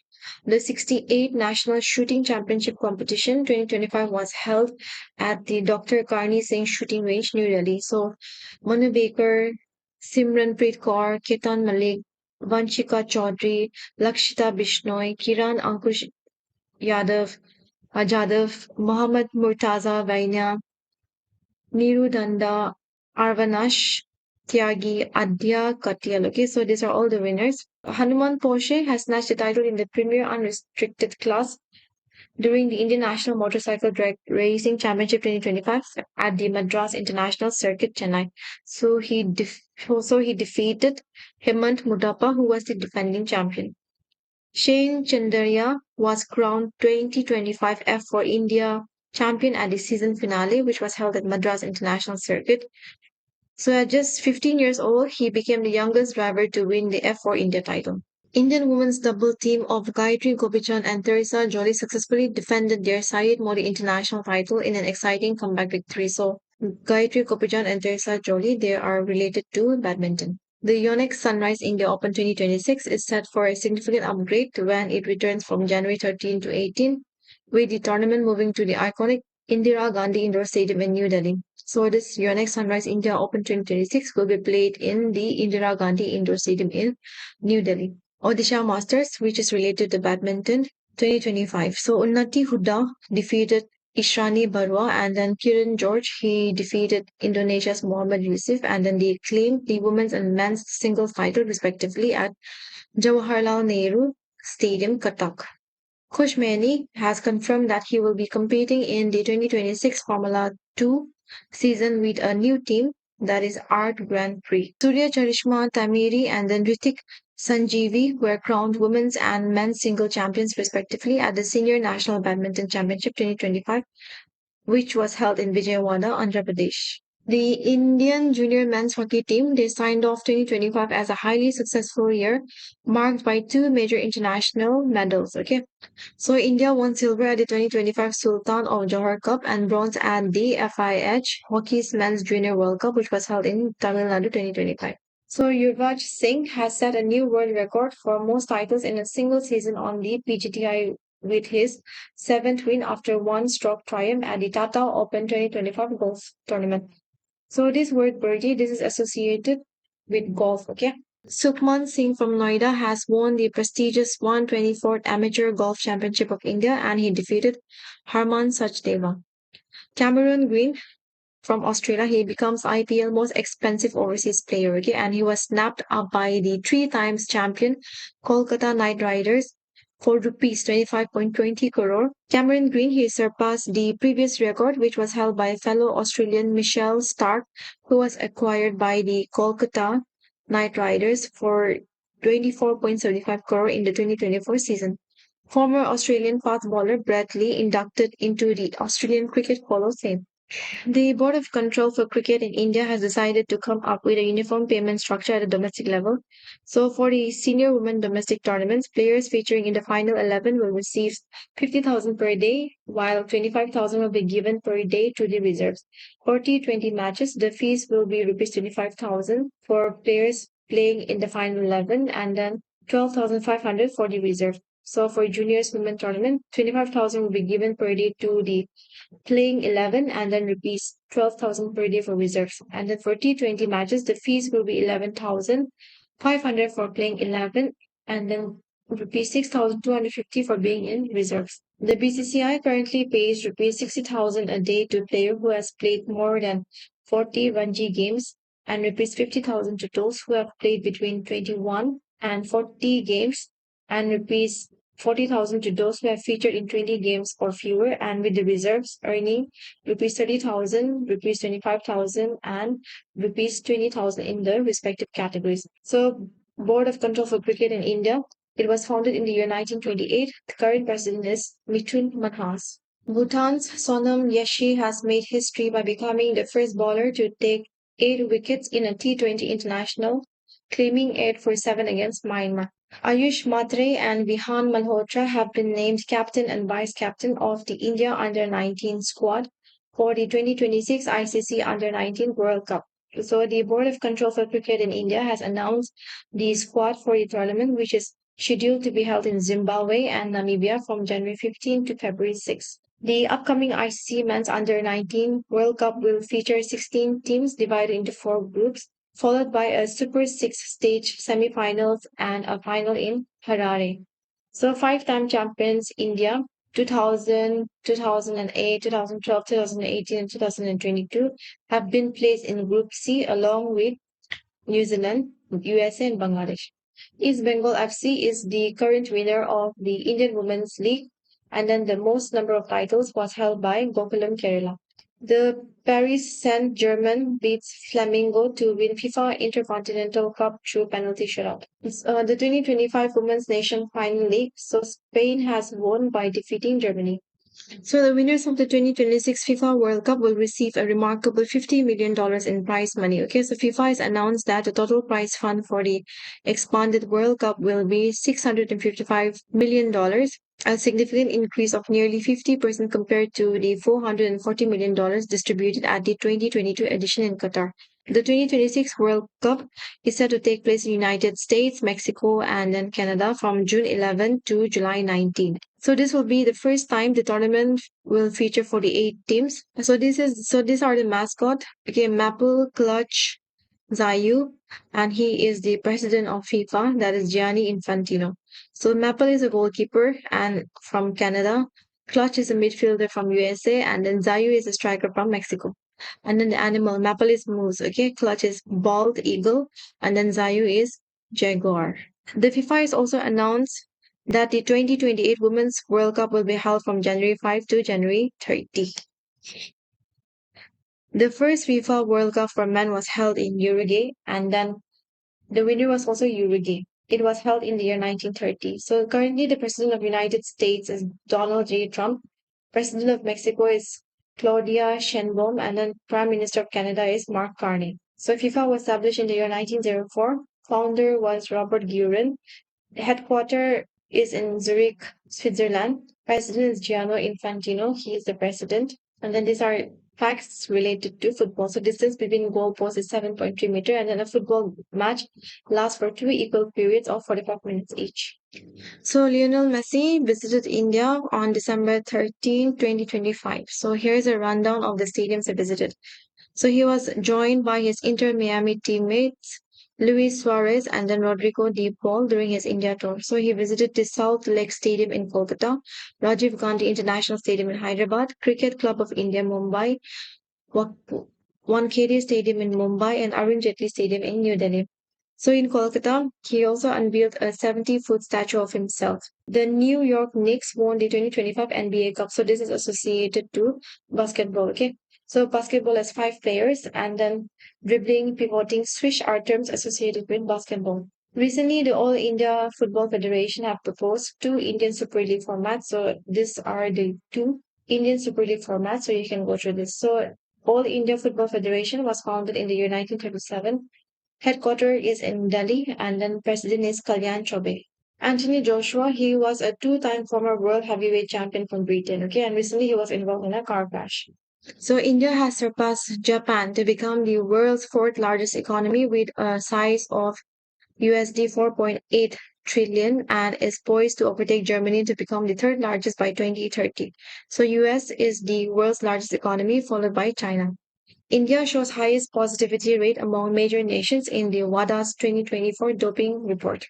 India has emerged as the world's third most competitive country in artificial intelligence according to Stanford University Global AI Vibrancy Tool. So the visual capitalist chart based on Stanford data, it showed that United States clearly leading the world in AI competitiveness with a vibrancy score of 78.6. China placed second with a score of 36.95 and India ranks third with a score of 21.59. The iPhone 16 has become the best-selling smartphone in India with 6.5 million units sold in 2025.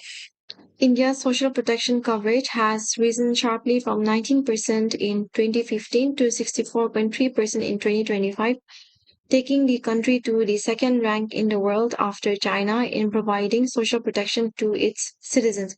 So India was also awarded the International Social Security Association Award 2025 for outstanding achievement in social security in Malaysia in the month of October 2025.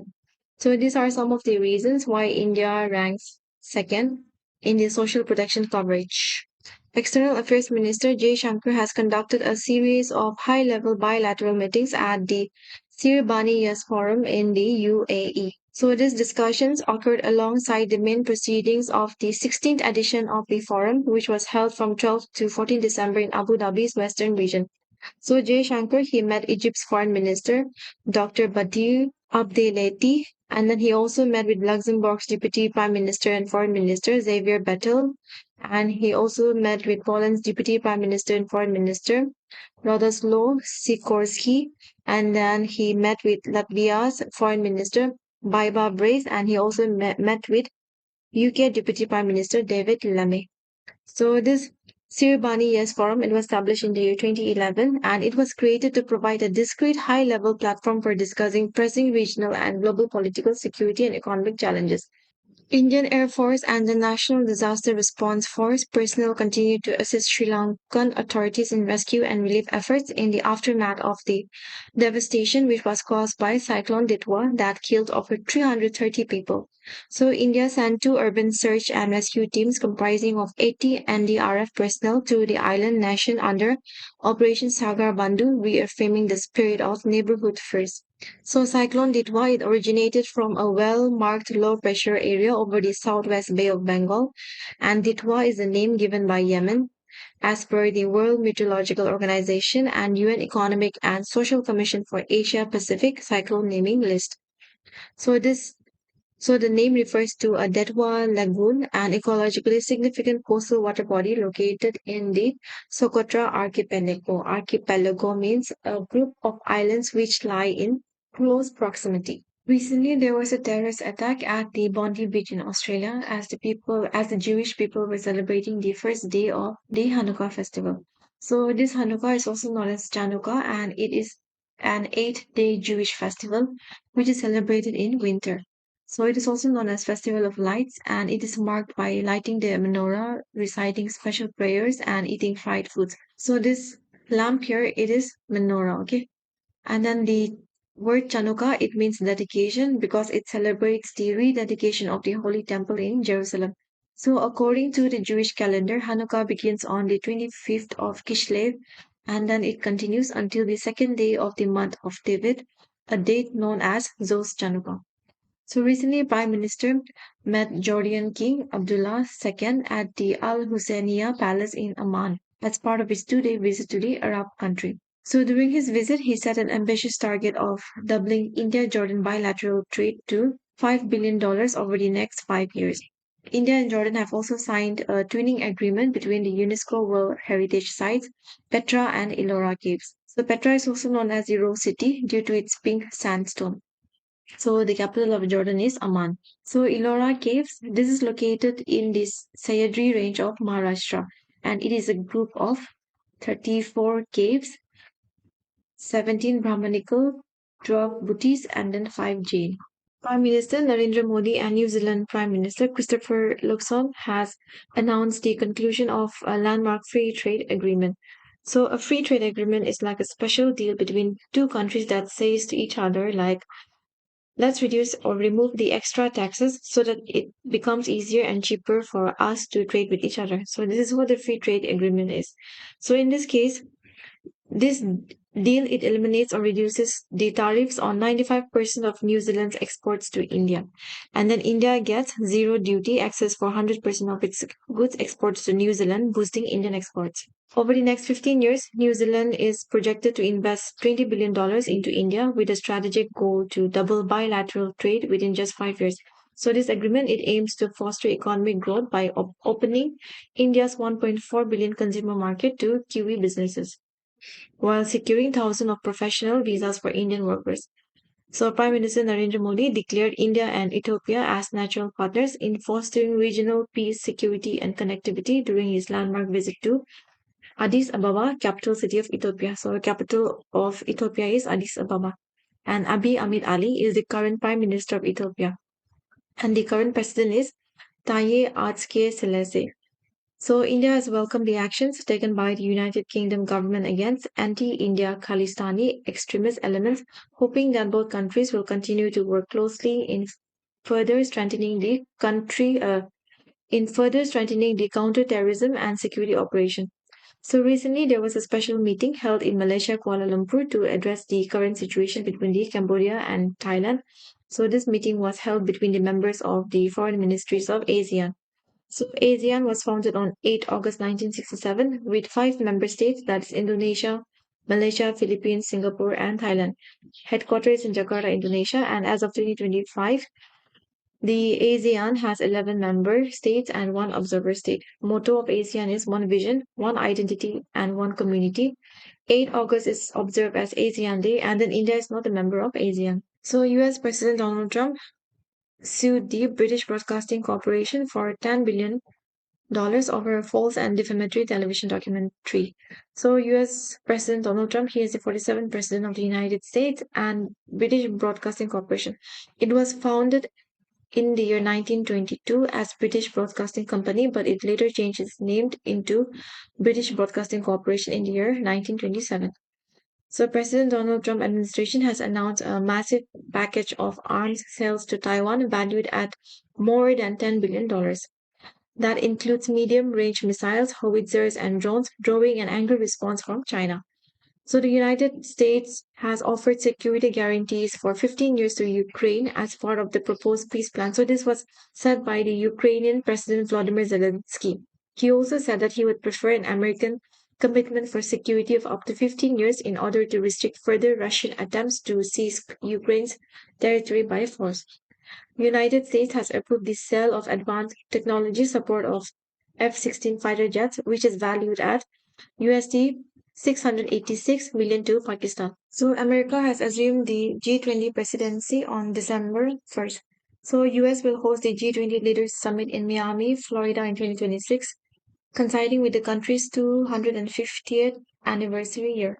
So America took the presidency from South Africa, but Trump did not attend the Johannesburg summit, which was held last month, that is on November. Okay.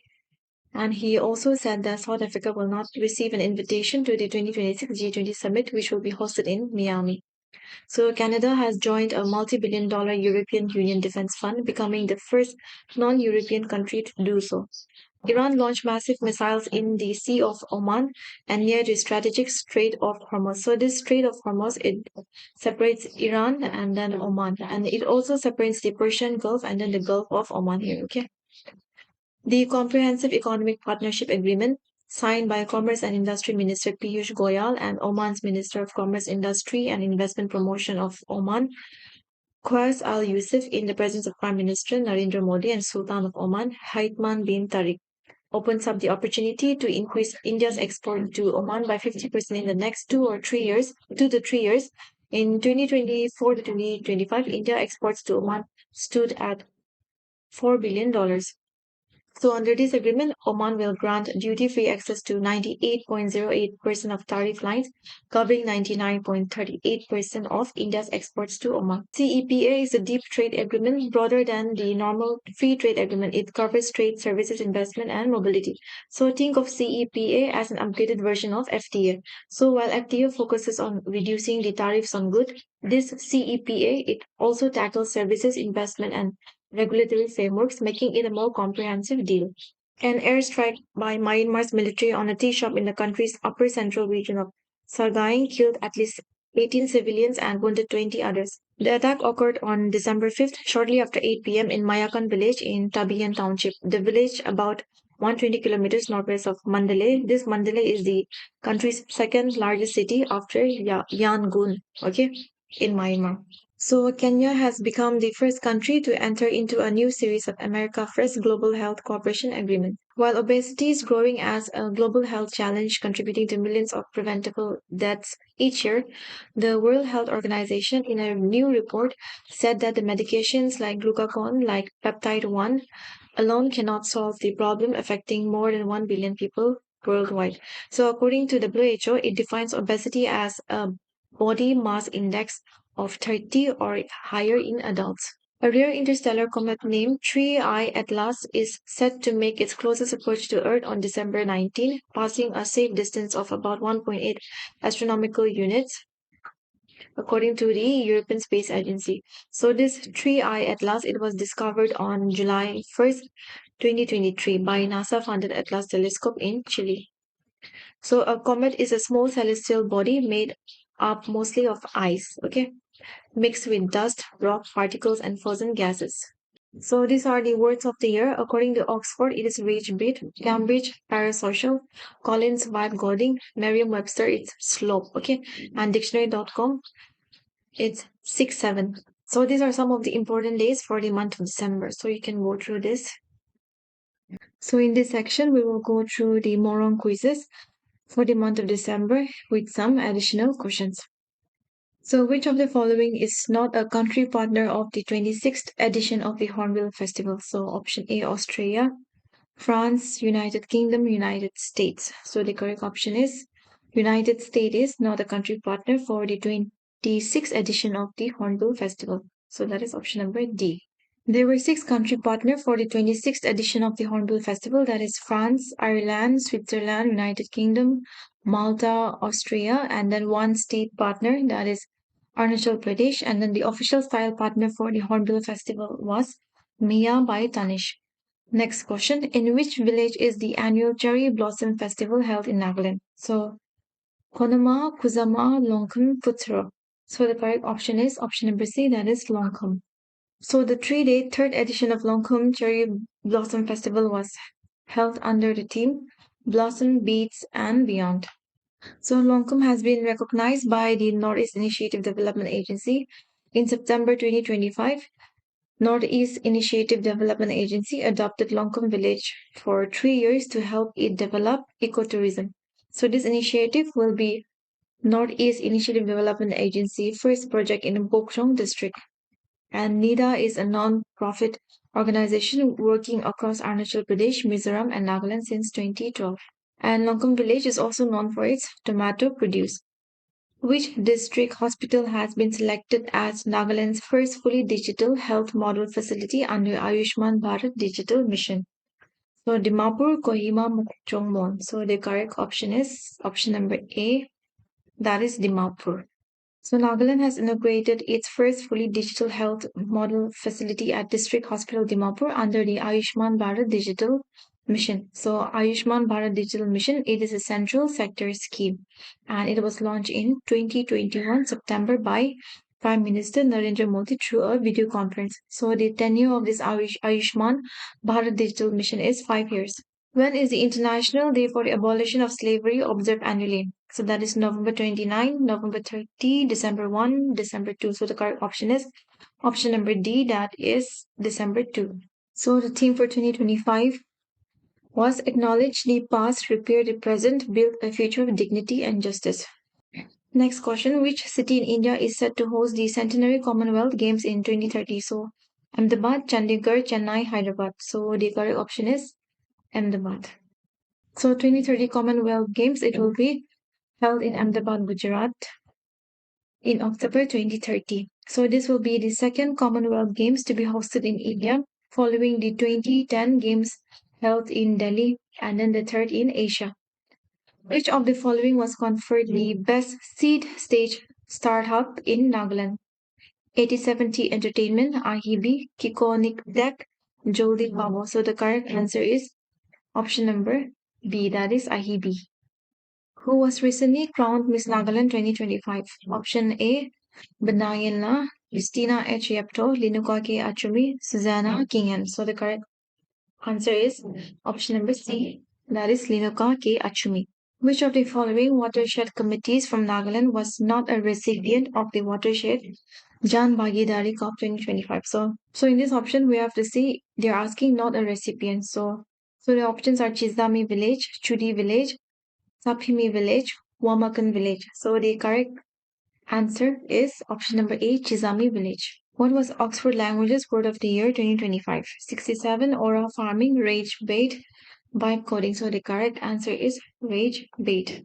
Who won the 18th Hornbill International Naga Wrestling Championship 2025? Kezase Lopenyu, Mulusu Veshu, Tuputa Hesu, Waku Ke Tara. So the correct answer is option number A, that is Kezase Lopenyu. Which of the following district has officially declared Nagaland's first free child marriage free? Okay. So options are Kohima, Mon, Semenyu, Oka. So the correct answer is Semenyu, option number C. What was the total footfall of the 26th edition of the Hornbill Festival 2025 at the main venue, Naga Heritage Village, Kisama? So 2,05,968, 2,14,493, 2,82,123, 2,51,378. So the correct option is option number B, that is 2,14,493. Which of the following villages hosted the first ever Taro festival in Nagaland? So Chizami, Pongo, Sangsanyu, Sangyu. So the correct answer is option number B, that is Pongo. What is the name of the official residence and office of the governor of an Indian state, including Nagaland? Governor Bhavan, Lok Bhavan, Raj Bhavan, Rajapal Bhavan. So the correct answer is option number B, Lok Bhavan. Who was recently crowned Mr. Nagaland 2025?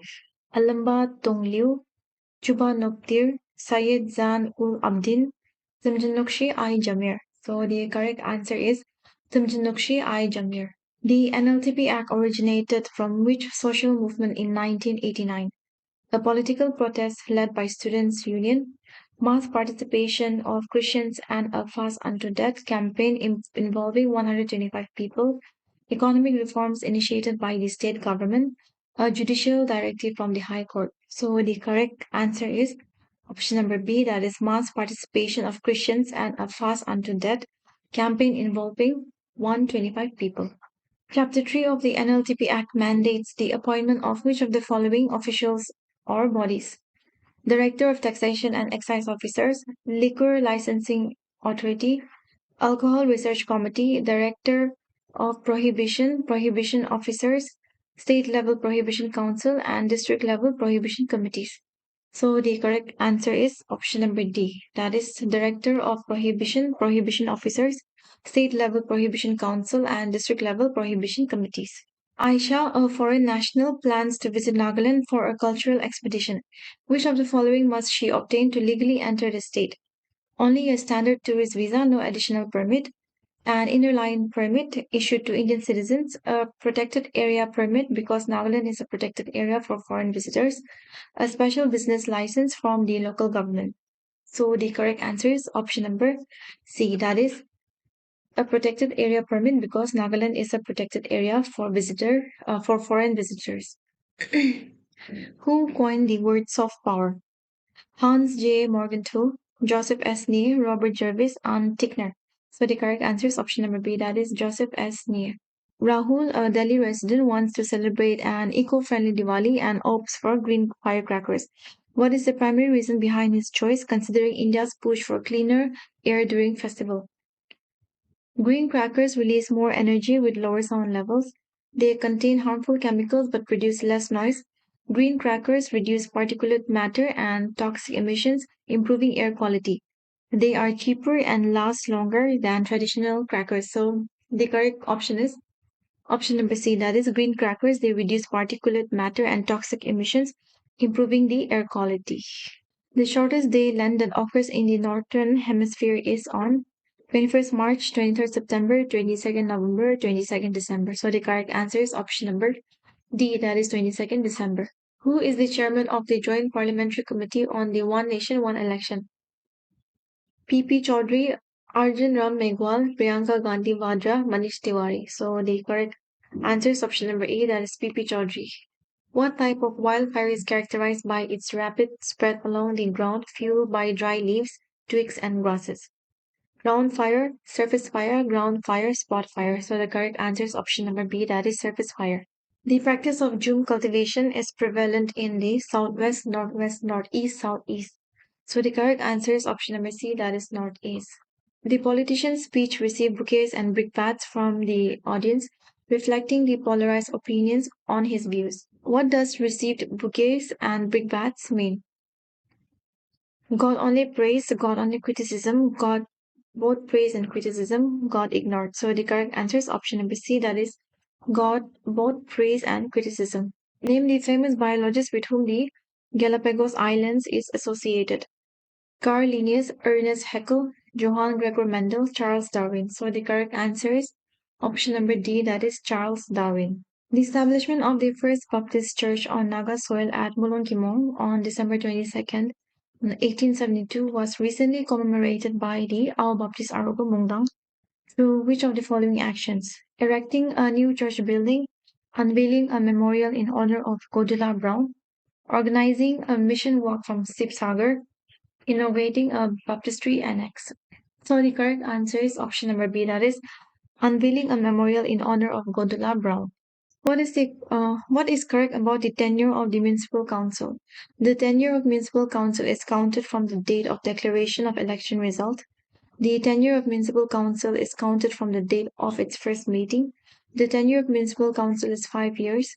If the municipal council is dissolved in 2 years, then the new municipal council will be organized for 3 years. If municipal council is dissolved in 2 years, then the new municipal council will be organized for 5 years. So the correct statements are option number two, statement number two, statement number three, and statement number four. So 2, 3, 4. So that's option number B. So option number B is the correct one. Match list one with list two. So list one contains the air quality index. List two contains the color code. So 0 to 50. So this indicates green. So that is A3. A will be 3. So option number C and D will be eliminated. 151 to 200. That will be red. So that is option number B will be 1. So B1. Now 201 to 300. So 201 to 300 will be purple. That is C4. So that means option number B is correct. Consider the following statements. World Soil Day is observed on December 5th.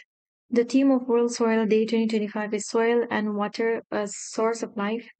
The day aims to raise awareness about soil pollution and promote sustainable agriculture practices. So which of the following statements are correct? So World Soil Day is celebrated on December 5. So this statement is correct. The theme of World Soil Day of 2025, Soil and Water, a Source of Life, this statement is wrong. So that means option number C, 1 and 3 is correct. Consider the following statements. International Day of Persons with Disabilities is observed on December 3rd. The day aims to promote the rights and well-being of persons with disabilities. The United Nations Convention on the Rights of Persons with Disabilities was adopted in 2006. So all these three statements are correct. So the correct answer will be option number D, that is 1, 2, and 3. The One Crop, One Village initiative in Nagaland was first piloted in which village? Konoma, Kezama, Tupema, Shamator. So the correct answer is option number A, Konoma. The Aspirational District Program focuses on developing industrial clusters in backward regions, providing subsidies to small-scale industries, improving governance in urban areas, enhancing development in underdeveloped districts. So the correct answer is option number D, that is enhancing development in underdeveloped districts. Which of the following facts are true about the Aravalli mountain range? It was formed in Cambrian age. It is considered residual mountain at present. It is mainly made of igneous rocks. It extends from southwest to northeast direction. So we have to find out which of the following facts are true. So this is not true. This is true. This is not true, and this is true. So that means 2 and 4. So 2 and 4. That means option number A is the correct option here. What is the primary objective of the Special Intensive Revision of Electoral Rolls? To remove all voters from the electoral roll and start afresh, to ensure accuracy and integrity of the electoral rolls, to conduct elections for the Lok Sabha and state legislature, to promote voter awareness and education.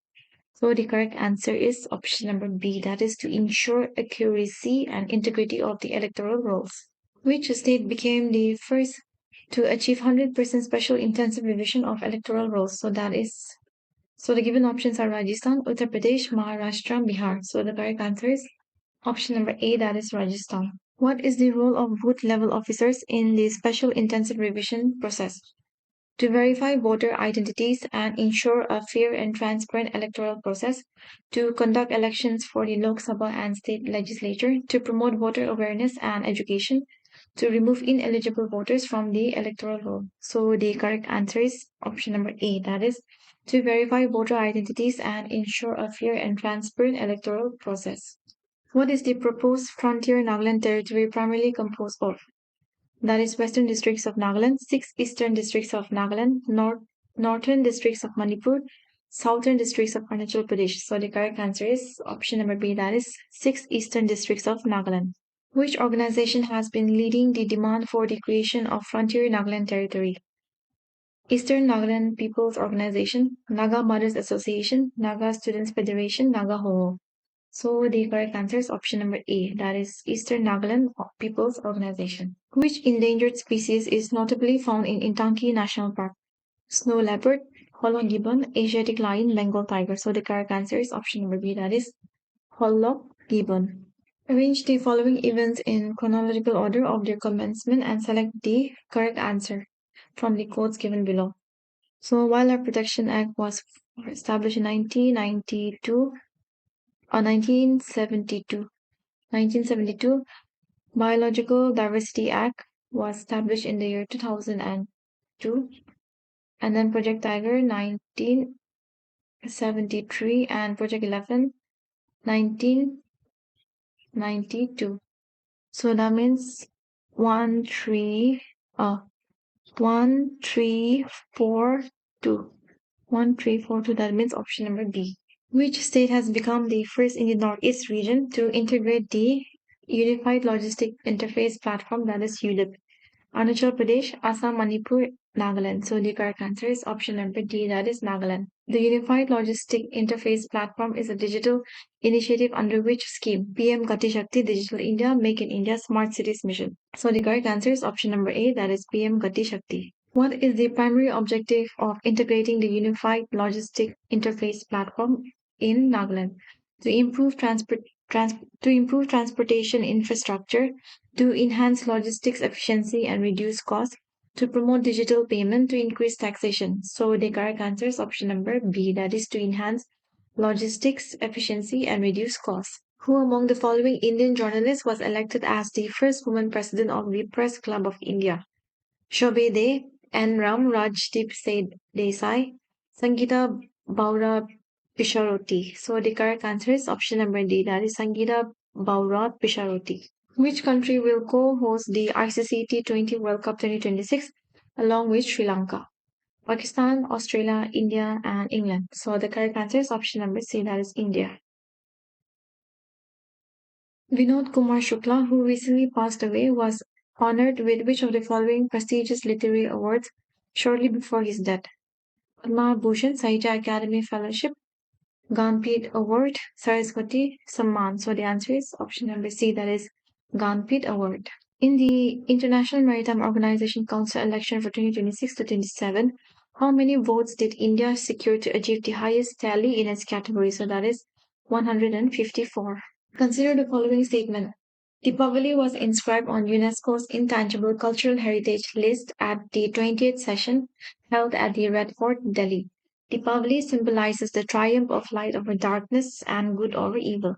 India has 20 cultural elements recognized by the UNESCO Intangible Cultural Heritage list, including Deepavali. So, which of the following statements are correct? So, option number 1 and 2 are correct. Option number 3 is wrong. So, that means that is option number A.